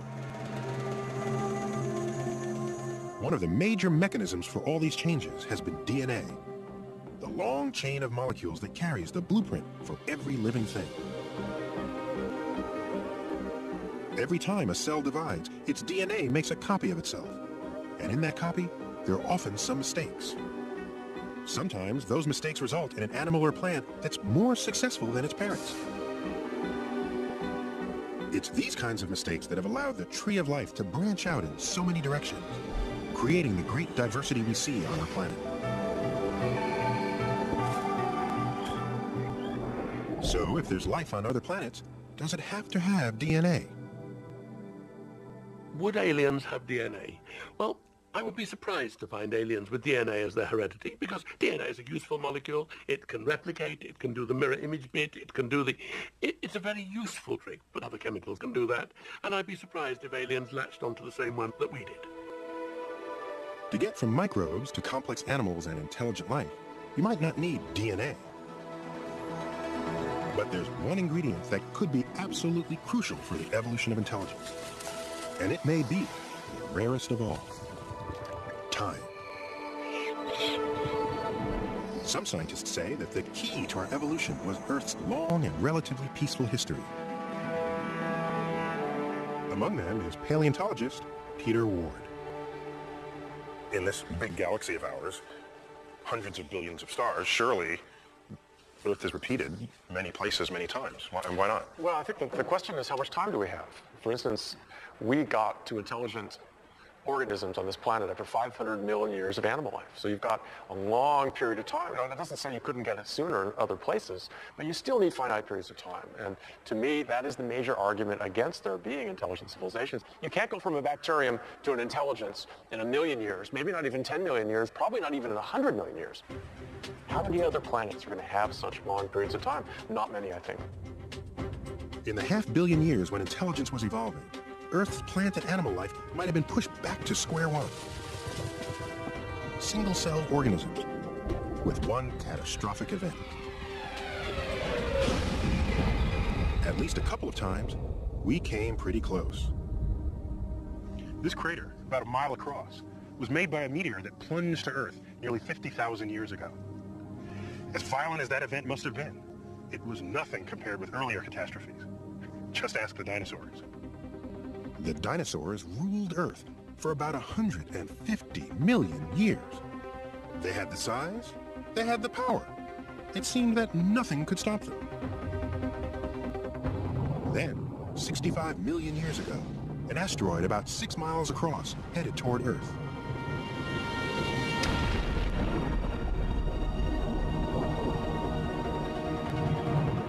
In the aftermath of a collision of epic proportions and widespread volcanic eruptions, as many as 2/3 of all living species were wiped out. The big guys didn't stand a chance. Among the survivors were little mammals, and with the dinosaurs conveniently out of the picture, they thrived. Over the eons, their descendants evolved into lots of different animals, including primates, including us. That's how we got our start. But what if you turn back the clock? What if that asteroid had taken a slightly different course and missed Earth completely? Little mammals may have never gotten their chance because the dinosaurs could still be in charge today. And instead of me, one of them might be hosting the show. Thank you. Thank you very much.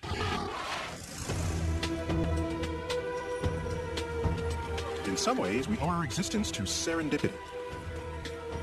Some argue that this makes the evolution of intelligence far less likely.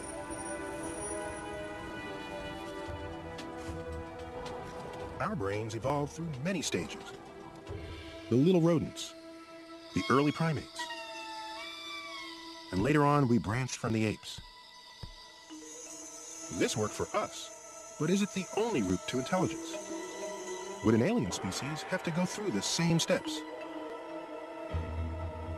There's no way to know for sure, but on our planet, lots of animals have remarkable brains and behavior, including some that are very distant from us on the evolutionary tree. Among them are the cephalopods, including octopus, squid, and cuttlefish. Cephalopods are mollusks. They're related to clams and oysters, but they don't look much like them at all. And in the evolutionary terms, they've evolved in a very different way. Roger Hanlon has spent the last 30 years studying the behavior of these animals. Behavior that is their main defense from ending up as dinner.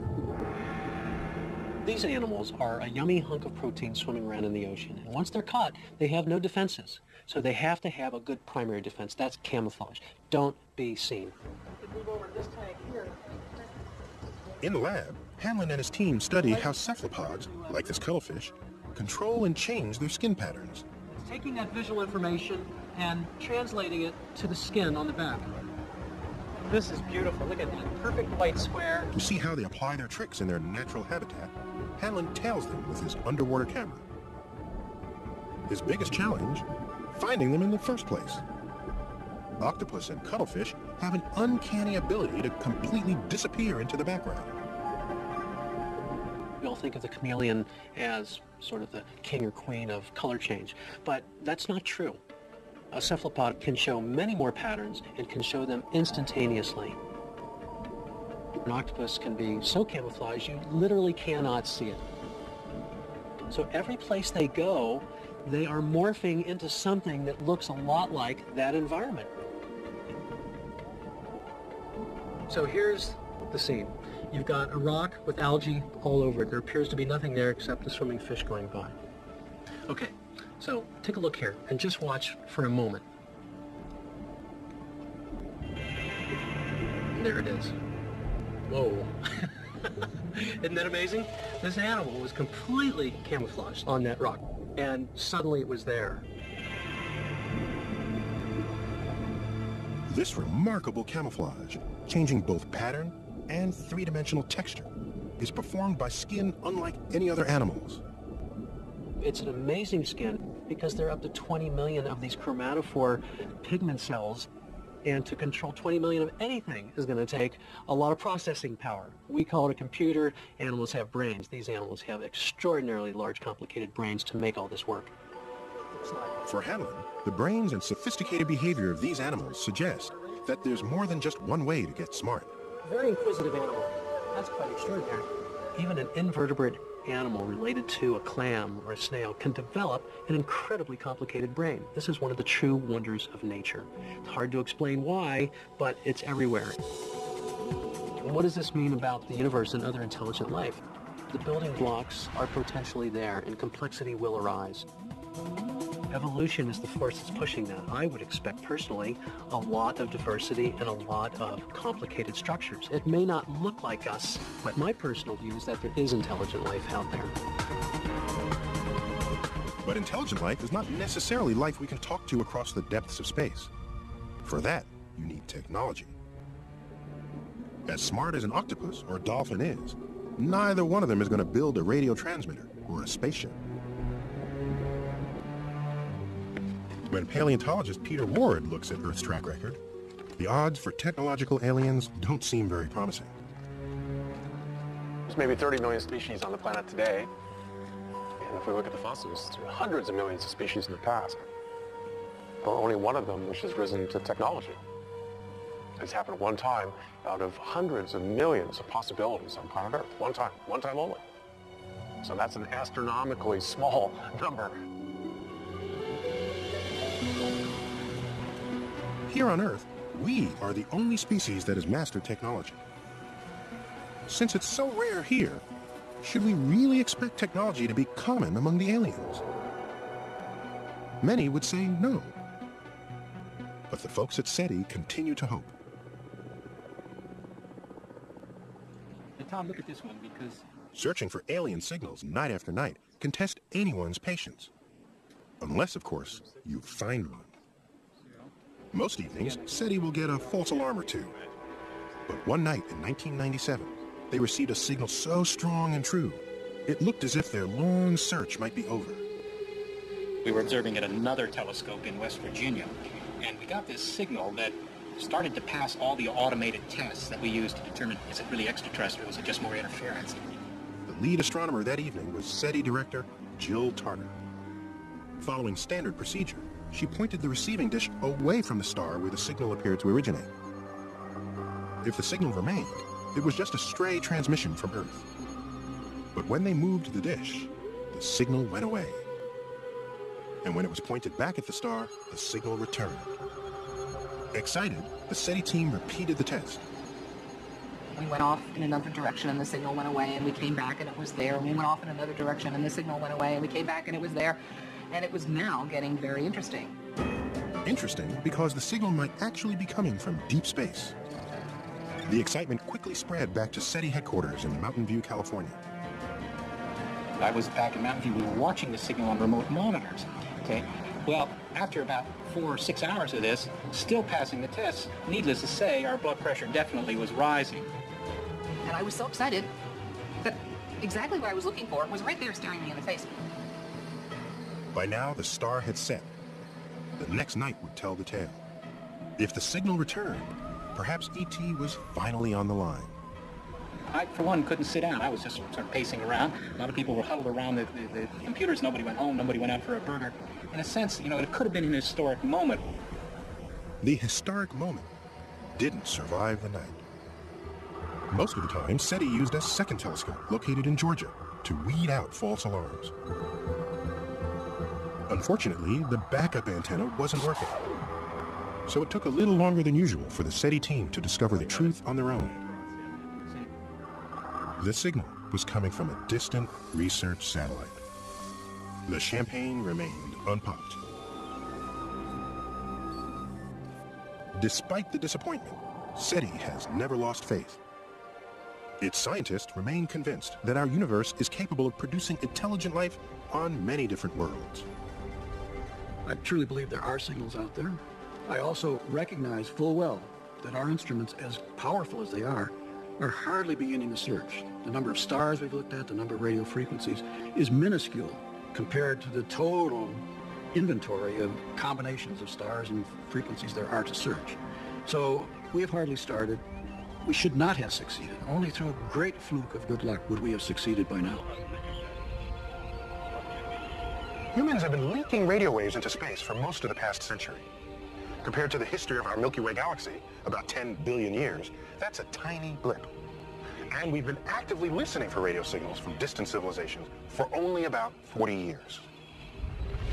If the aliens are on the other side of the galaxy, any signal they send could take tens of thousands of years to reach Earth. It's as if the aliens were throwing a dart and trying to hit one tiny spot on this enormous landscape of time and space. Let's face it, the odds of our capturing that signal aren't very good. And yet, who can blame us for trying? For me, it's the most interesting question. Are we alone? What's our place in this universe? How do we fit in? Are we just run-of-the-mill? Are we totally exceptional? Or are we somewhere in between? Exploring our own world and the universe beyond has been full of surprises. Just a few hundred years ago, we assumed that everything about us and our surroundings was special and unique. Now we know there are lots of stars out there, many like our sun. We're discovering other solar systems with planets. And the chemicals of life, forged in stars, are abundant in the universe. If those common chemicals have caught the spark of life somewhere else, who knows how that life will evolve, what path it will follow, and whether we'll ever meet. I feel like I'm 6 years old when I say it. I feel almost embarrassed. I just want to know, are they out there? And all of my science training and math and skills as a researcher kind of go out the door. I just feel that this is a question that is going to be so profound for us as a species, but also individually. Each one of us will have to look within ourselves and figure out what it means to us. Are we alone? Are we rare? Are we common? We still do not know. But perhaps someday we will. And the answer, whatever it is, will reshape our sense of ourselves and our place in the universe.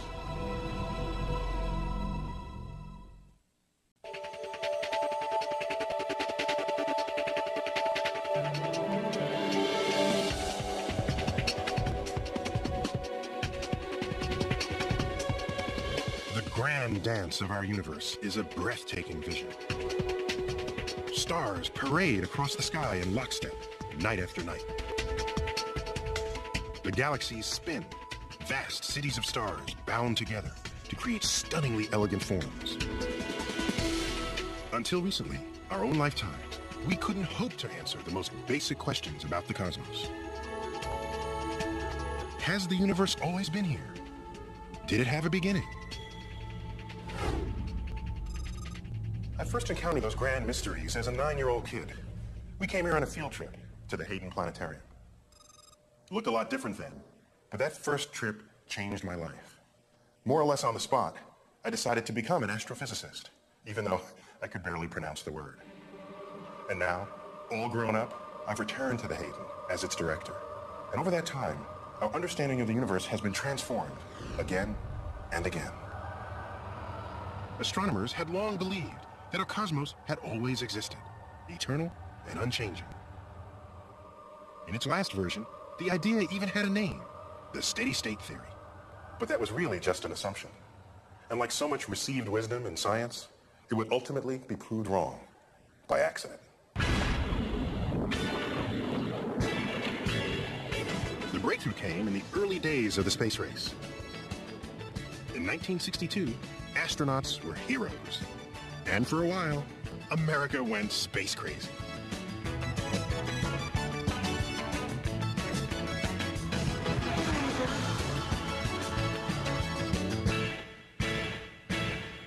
Space even made the charts when the song Telstar, named for the first satellite to transmit transatlantic phone calls, rocketed up to #1.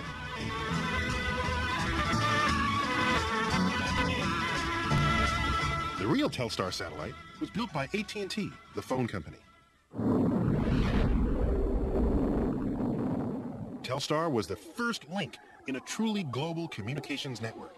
But there were a few bugs in the system, especially an annoying hiss in those early calls relayed by satellite. Hello? Hello? Can you hear me? Hello? Hello? AT&T engineers wondered if the problem might lie in the way Telstar communicated with Earth, using a form of energy called microwaves. Telephones are actually very simple machines. They all work in pretty much the same way. Hello? No, I'm kind of busy now. Can you call back later? Hang on a sec. What they do is they convert sound waves into electrical impulses, and then take those same electrical impulses and convert them back into sound waves at the other end of the line. I gotta go. I'm working here. All right? Let's talk later. But thanks for calling. Bye. Satellites take this one step further. They convert the electrical impulses into forms of light we call microwaves and radio waves. To get a handle on that, let me introduce you to my cosmic tuner. It's sensitive to all forms of light there are. Most familiar is visible light, with its rainbow of colors. What makes one color different from the next is simply its wavelength. And I can use this knob to tune one wavelength to the next. Let's start with violet. It has the shortest of all wavelengths. Moving to longer and longer wavelengths, we pass from one color to the next, right on up to orange, and then red. There ends visible light. But light continues beyond that. Just increase the wavelength. What do you get? Infrared. Can't see infrared, but we feel it. We sense it as heat. Beyond infrared, we find microwaves. And then the longest of them all, radio waves. Both radio waves and microwaves we use to communicate through Earth's atmosphere and through space itself. As it happens, almost everything in the night sky emits energy in the form of these same micro and radio waves. Here is the Milky Way photographed in visible light.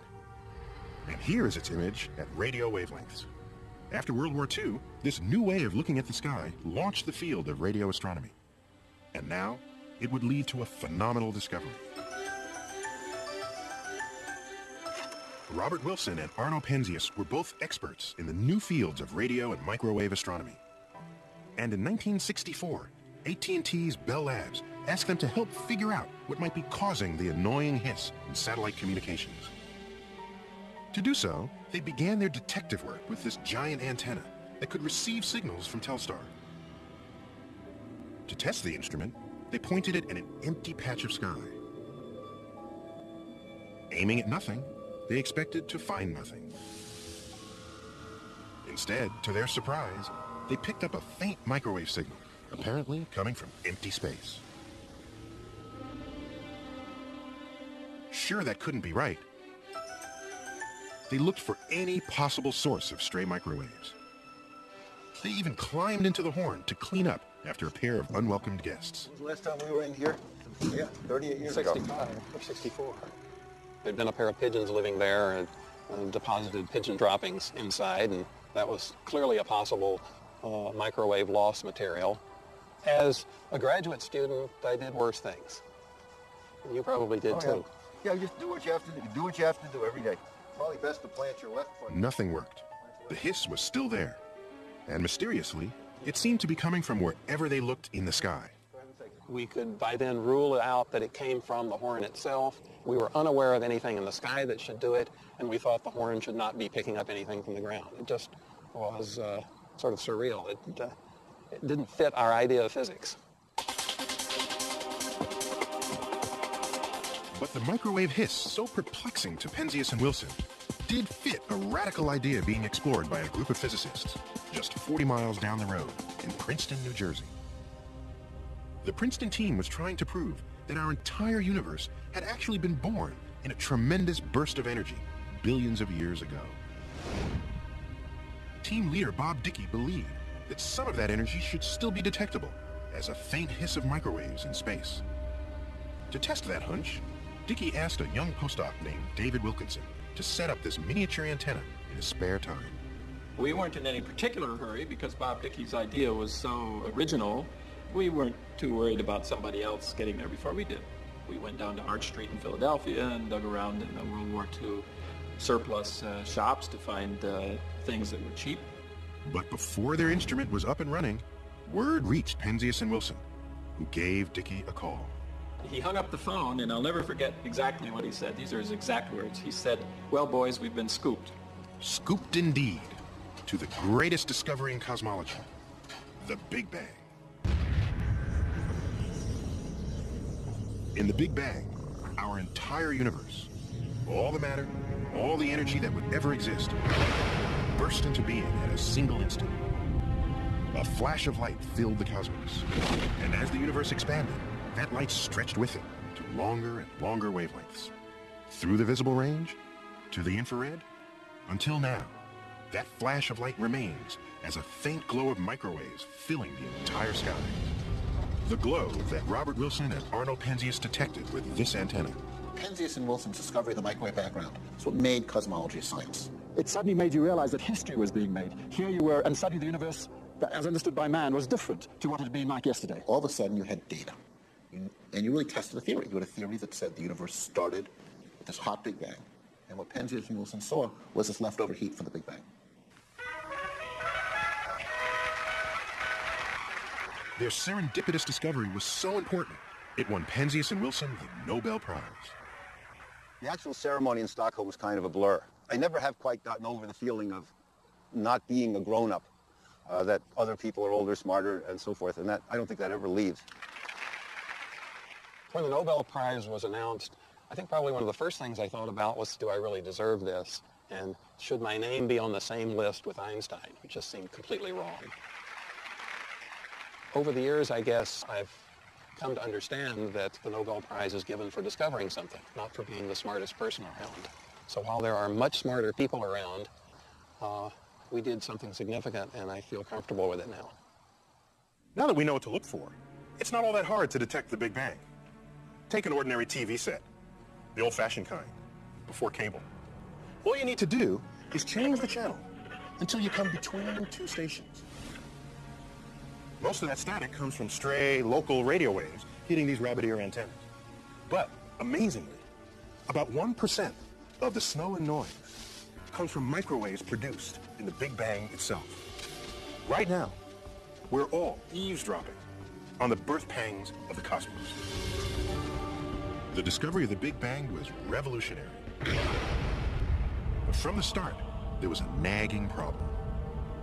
According to the theory, the Big Bang made everything. All the energy, and all the matter in the cosmos. In the modern universe, matter is concentrated into lumps, vast webs of galaxies, with hardly anything in the voids between. But the microwave glow Penzias and Wilson had seen showed no structure at all. And that's the problem, a big one. The microwave glow of the Big Bang seemed perfectly smooth, the same everywhere on the sky. But if that were true, then the universe that evolved from that Big Bang should be just as smooth, like this formless fog.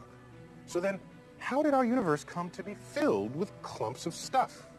Galaxies, suns, and planets. Maybe the early universe was not as featureless as it seemed. Maybe it contained some tiny seeds, little dense spots that gravity could shape into the cosmic structures we see today. Cosmologists figured that those slightly denser regions in the early universe would show up as bright spots in the microwave glow of the Big Bang. So they set out to find them. They would look and look and look for 30 years, and they would find nothing. The astonishing thing is that the harder we looked, the more mysterious the universe became, because all we saw was a blank sheet of paper. Nothing was written on it at all. And we went down to a part in 1,000, it was a blank sheet. We went down to a part in 10,000, it was a blank sheet. It was at this point that my colleagues at Caltech started telling me that I was proving we weren't here. No lumps, no galaxies, no us. That's what every observation of the Big Bang's microwave glow seemed to show. Either we just didn't understand the Big Bang, or secrets remained hidden within the microwave glow of the infant universe. Finally, astronomers wanted to settle the question once and for all. Flying above Earth's atmosphere, this satellite, called COBE, was designed to find the telltale bright spots within the apparently uniform microwave glow, if they were there. As a member of the COBE team, we wondered all the time, would we detect this non-uniformity or wouldn't we? We thought that theoretically it should be there. For 30 years, people had thought that too and went out and made measurements and didn't find it. So we didn't know for a fact whether we'd see it or not. It was a crapshoot.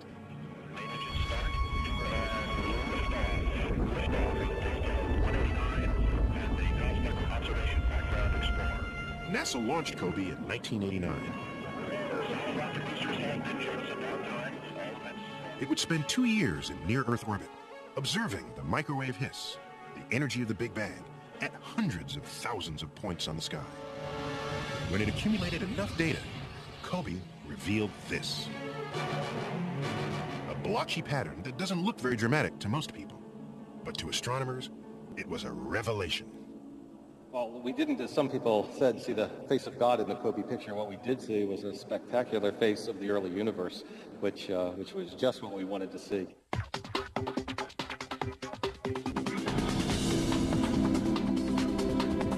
This was what they had been waiting for. The blue colors reveal places where there's slightly more matter in the early universe.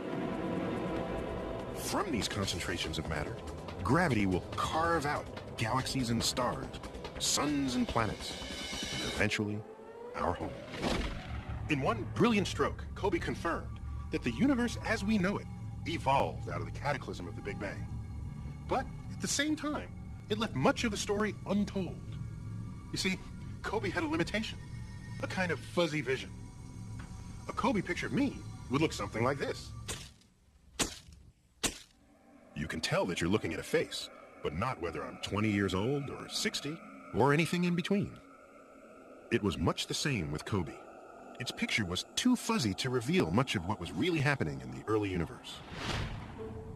It was as though we had seen the Earth and we knew there were oceans and we knew there were continents, but we didn't know how continents formed. We didn't know that there were mountain ranges. We didn't know that there were Grand Canyons, that there were polar caps.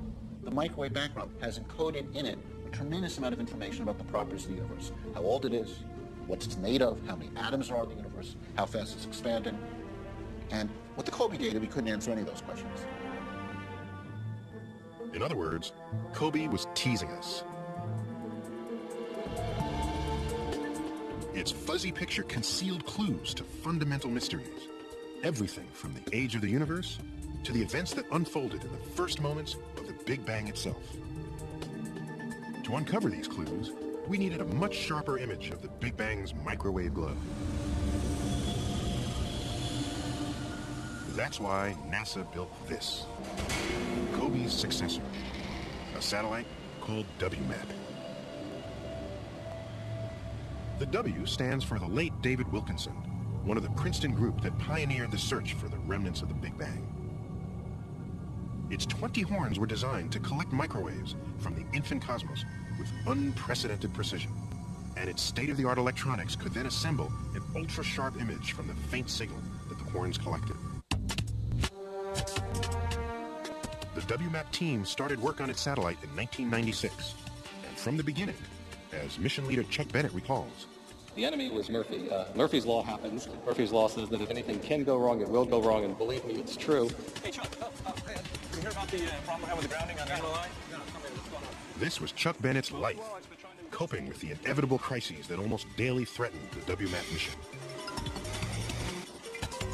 It would take at least 7 years to get results, a schedule that would give NASA's rivals a window of opportunity.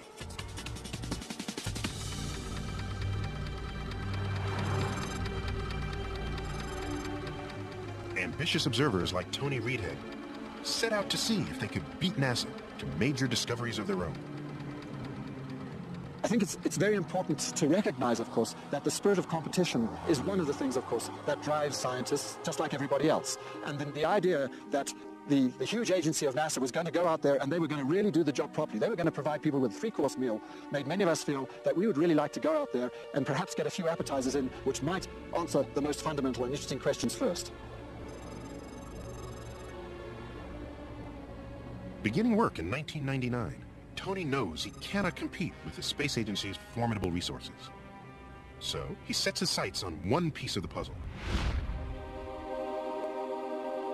He decides to make remarkably detailed observations of a few tiny patches of the sky, hoping to capture the sharpest images yet of the Big Bang's microwave glow.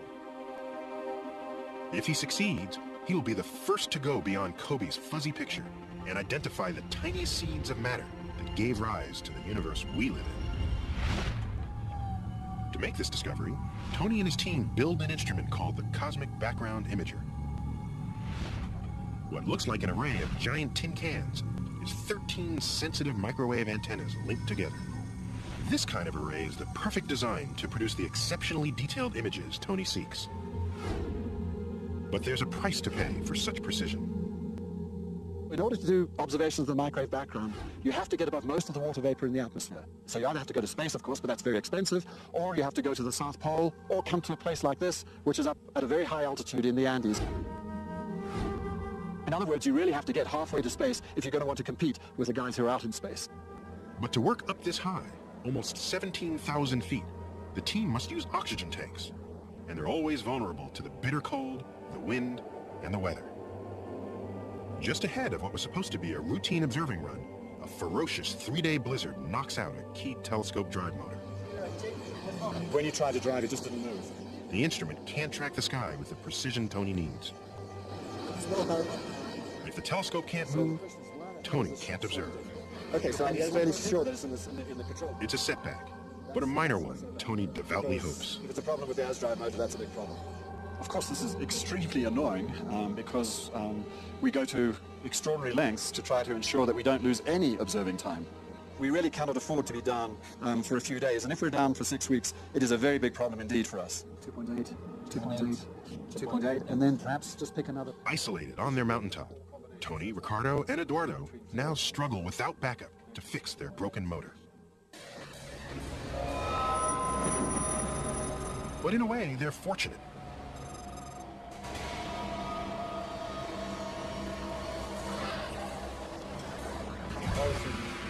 The WMAP team will have no such luxury to fix anything that breaks once their satellite reaches space. Once you launch the thing, you don't get to turn that screwdriver one last time or make an adjustment to replace the part that broke. It's got to be right. One of the key things to make sure that you've got it right is to test it and test it and test it again. No GSC has been left here. Right. No tools left behind. WMAP's final hurdle comes in this giant vacuum chamber, built to replicate the cold and the airlessness of space itself. The satellite cycles through here again and again to ensure that no mission-threatening flaw remains.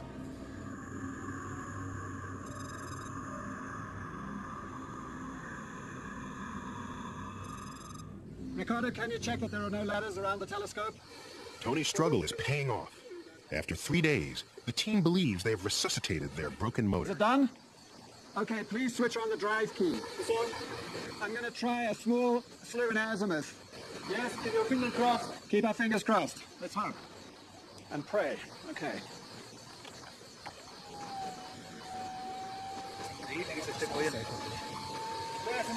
That's fantastic. This is really great. We came back from a major crisis here over the last 3 days. These guys have done a wonderful job.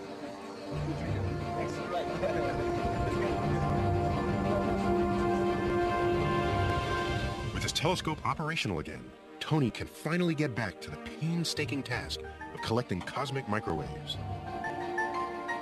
It's slow work. It takes a minimum of 50 nights to create a usable image of a tiny patch of the sky. Finally, 5 years into the project, the WMAP satellite passes its last test. There's nothing left to do. Either the instrument will work in space, or it won't. It's time to fly. Chuck, of course, continues to fret. We finally reached a point in the project when it was time to package up the satellite and send it down to the Kennedy Space Center. Of course, the problems didn't stop there. We had to put some things back together again that we had to take apart, and we found little problems along the way. Igniters armed, green board, 5, 4, 3, 2, 1. Main engine start, and liftoff of the Delta II rocket with the MAP spacecraft. In the end, we launched within the first second of the first day of our launch window. It was a picture-perfect launch. Everything went very, very smoothly. Initially, a smooth flight being reported. Solid motors are now at maximum thrust. When it was being launched, your heart's in your mouth.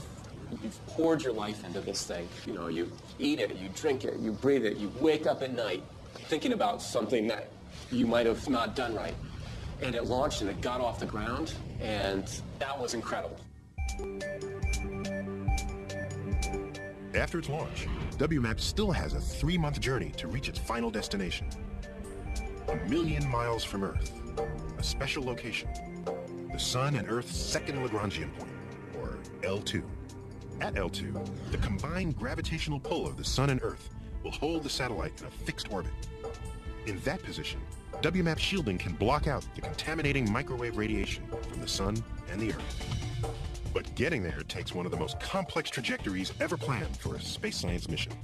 One of the headquarters officials was visiting me one day and asked me, what part are you most worried about? And I said, getting from here to there. WMAP's guidance systems perform flawlessly. But once it reaches L2, the satellite still needs a full year to produce its first results.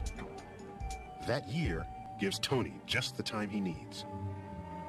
Before NASA's WMAP can report back, Tony manages to gather enough data to yield a major discovery. One tends to forget, because of all the difficulties that one has to go through, just the true wonder of what we are seeing. What we're seeing are fine details more than 100 times smaller than those Covey saw. The first direct observational link between the early universe and the one we live in. These brighter spots, hotter in temperature, are showing where there's more stuff. And that's extremely exciting, because it's actually showing where all the structure in the universe that we see around us today came from. Over billions of years, gravity will transform this slightly denser clump of stuff into this, a cluster of galaxies, home to trillions of stars like our own sun. Had there not been seeds like this in the microwave background showing that there was more stuff, we wouldn't be here today talking about it.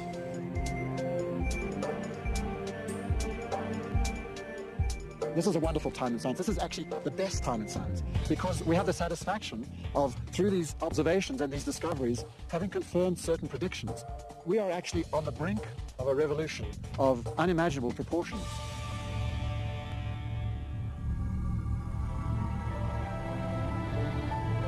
In February 2003, that revolution takes off. In just over a year, WMAP has sampled more than 2 million points in the sky.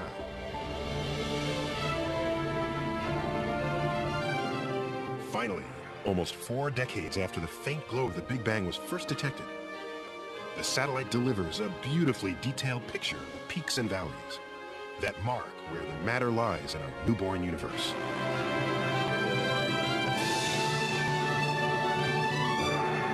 So David, this is it, huh?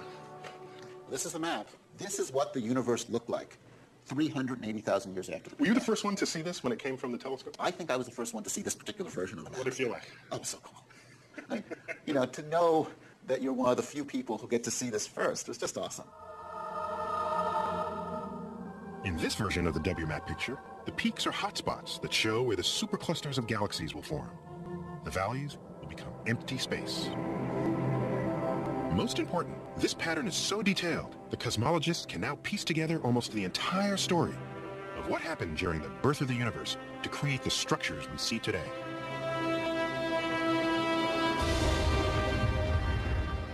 The Big Bang itself remains shrouded in mystery, although WMAP tells us that the universe's birthday came 13.7 billion years ago. Using WMAP data, we can reach back almost to that beginning, at a time when the universe was tiny, much smaller than this pearl We're not sure what came next, but our best current idea is that an event called inflation triggered a hyper-fast expansion, enlarging the universe a trillion fold. But just as suddenly as it began, inflation stops, leaving behind a dense, hot, violent universe. All of space is filled with a zoo of exotic particles, the precursors of ordinary matter. And all the light within the cosmos is trapped in an endless pinball game, bouncing off these particles. But as the universe continues to expand, it cools, until at last, 380,000 years after the Big Bang, temperatures fall to the point at which familiar, stable atoms can form. In that instant, the primordial fog clears, and the light from the Big Bang flashes free, forming the image that WMAP has captured, a true baby picture of the cosmos. The really remarkable thing that MAP found was the universe was incredibly simple. I think we're now close to the right story for how the universe evolved from a second or so after the Big Bang till today. But not so fast. There are no signs of life in this picture. The WMAP universe contains only the simplest atoms, mostly hydrogen, just a single proton with one electron, along with a little bit of helium. Living chemistry requires more complex building blocks, carbon, oxygen, iron, and the rest. But if they didn't exist in the early universe, where did they come from? Recent supercomputing simulations show the infant universe filled with vast, billowing clouds of hydrogen. Almost immediately, the clouds begin to condense, pulled together by their own gravity. As hydrogen piles on, the central region grows more and more dense, until something brand new lights up the universe. A star. These first stars are hydrogen giants, 100 times or more larger than our own sun. Such massive stars are short-lived, 2 or 3 million years at the most, and they go out with a bang. In explosions so big, they've been dubbed hypernovae.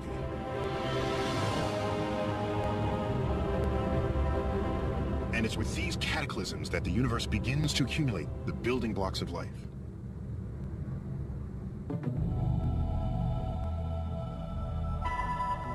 All the atoms in the universe heavier than hydrogen and helium are forged by stars. Stars are really interesting. They don't just sit there. Because they last so much longer than we do, we think they're permanent. Stars are the ultimate alchemists. They turn light elements into heavier ones. They get the energy that they need to glow that way.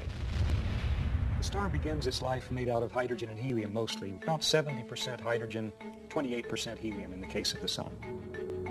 In a star's core, the temperature and pressure are so high that hydrogen atoms fuse together to make helium.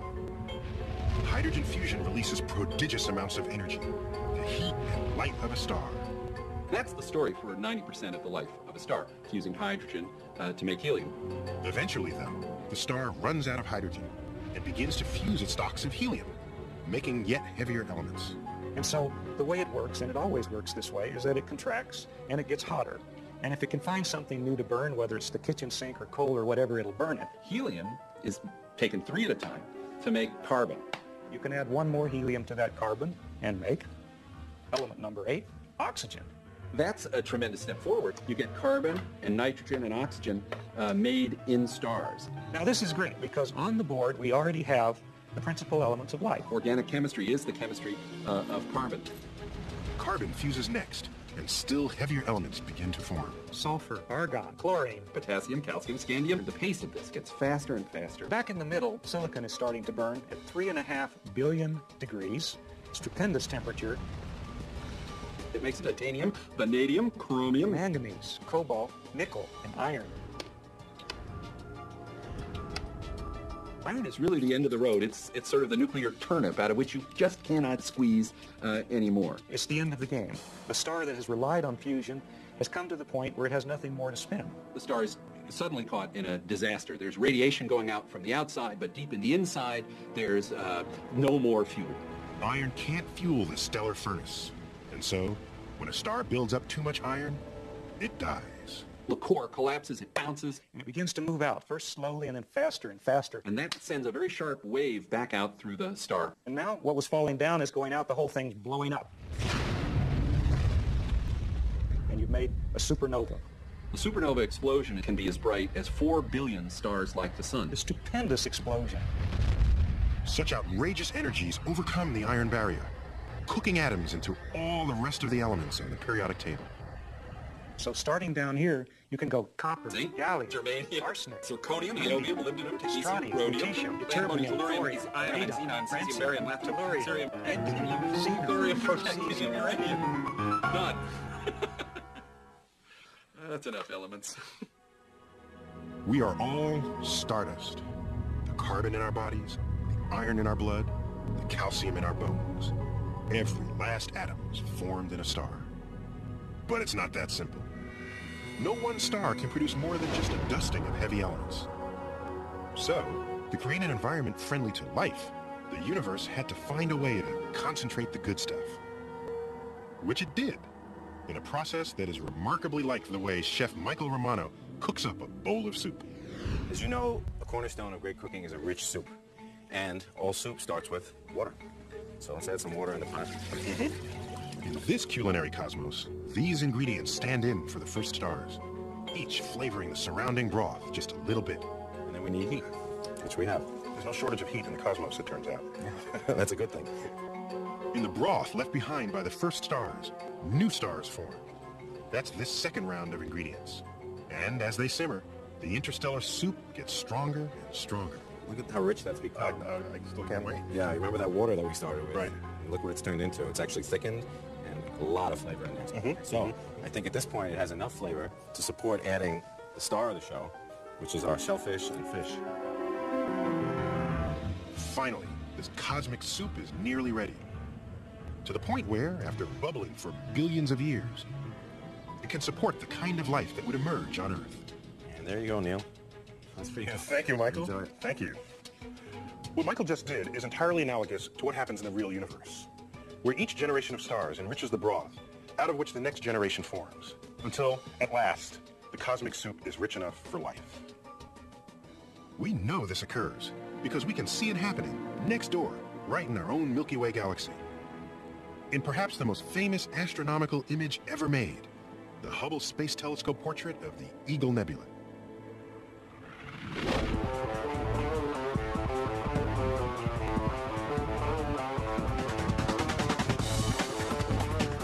It does feel like this image is everywhere because this image is everywhere. It's not everybody who gets to see something that they've done show up on a postage stamp or happen to see something that you've done on a t-shirt with somebody just walking across campus. My wife will see this picture in some context and she'll poke me and say, now, explain to me again why we don't get any royalties off that picture. That picture of the Eagle Nebula has been dubbed the Pillars of Creation. It's become a modern icon.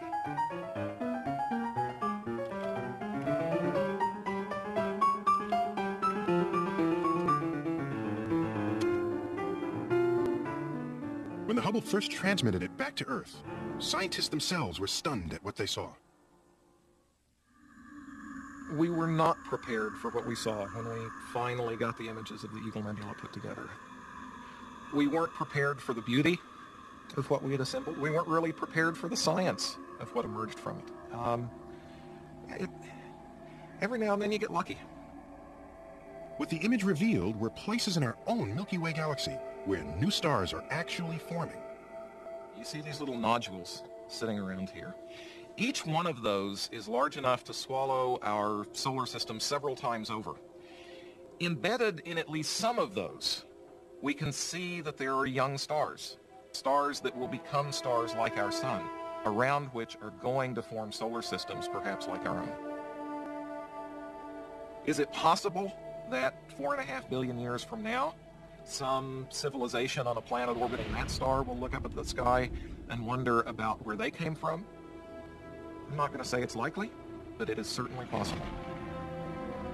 Possible because conditions in the Eagle Nebula are close to what they are here.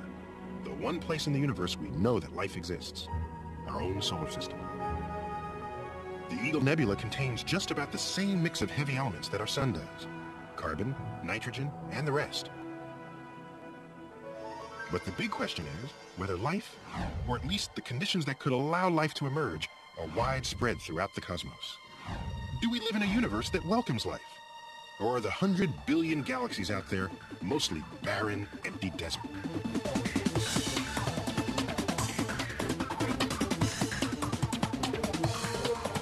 That's the question that brings Sandra Faber to the Keck Observatory in Hawaii.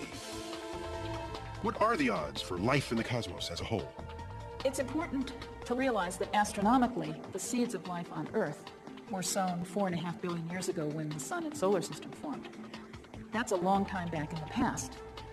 But we can ask ourselves now, can we see the seeds of life in other galaxies in great abundance back then, or maybe even perhaps earlier than that? Sandy uses the Keck telescope as a kind of time machine that can look deep into the past. Its giant mirror, 36 feet across, can capture a snapshot of galaxies when they were much younger than our own. But merely seeing such distant galaxies is not enough. Sandy wants to discover what they're made of. To find out, she uses an instrument called a spectrograph. Sandy's spectrograph, called Deimos, is one of the most powerful in the world. It takes the light from up to 150 galaxies at a time, each isolated in a single hole in a sheet of metal called a slit mask. Deimos then breaks that light up into the visible spectrum, the rainbow of colors from violet to red. Zooming in on a galactic spectrum reveals a forest of bright and dark lines, patterns that reveal the presence of particular elements. Using spectra as our tool, we can tell you what elements exist in that galaxy: oxygen, carbon, iron, and we can tell you whether the galaxy is rich in those elements, has the broth cooked a lot, or is it still too dilute to make planets. That's what Sandy will do tonight. Measure the amounts of heavy elements to determine each galaxy's readiness for life. Sandy and her team ultimately plan to examine 65,000 galaxies in all, in a massive census dubbed the Deep Survey. Oh, beautiful. Oh, Yeah. Here are the results, hot off the telescope. this is fantastic. That's oxygen, and oxygen here. This bright spot marks the presence of oxygen in a galaxy 5 billion light years away. Just purely by coincidence, we're looking at galaxies. Their light left just when our sun was forming in our own galaxy, right? And so this one here... Sandy uses the sun's level of oxygen and other heavy elements as her benchmark. If a galaxy has a similar mix of elements, then potentially it could support the same living chemistry we find here at home. So that galaxy would be a really good place to look for planets, because it's even more abundant in metals than our own galaxy is.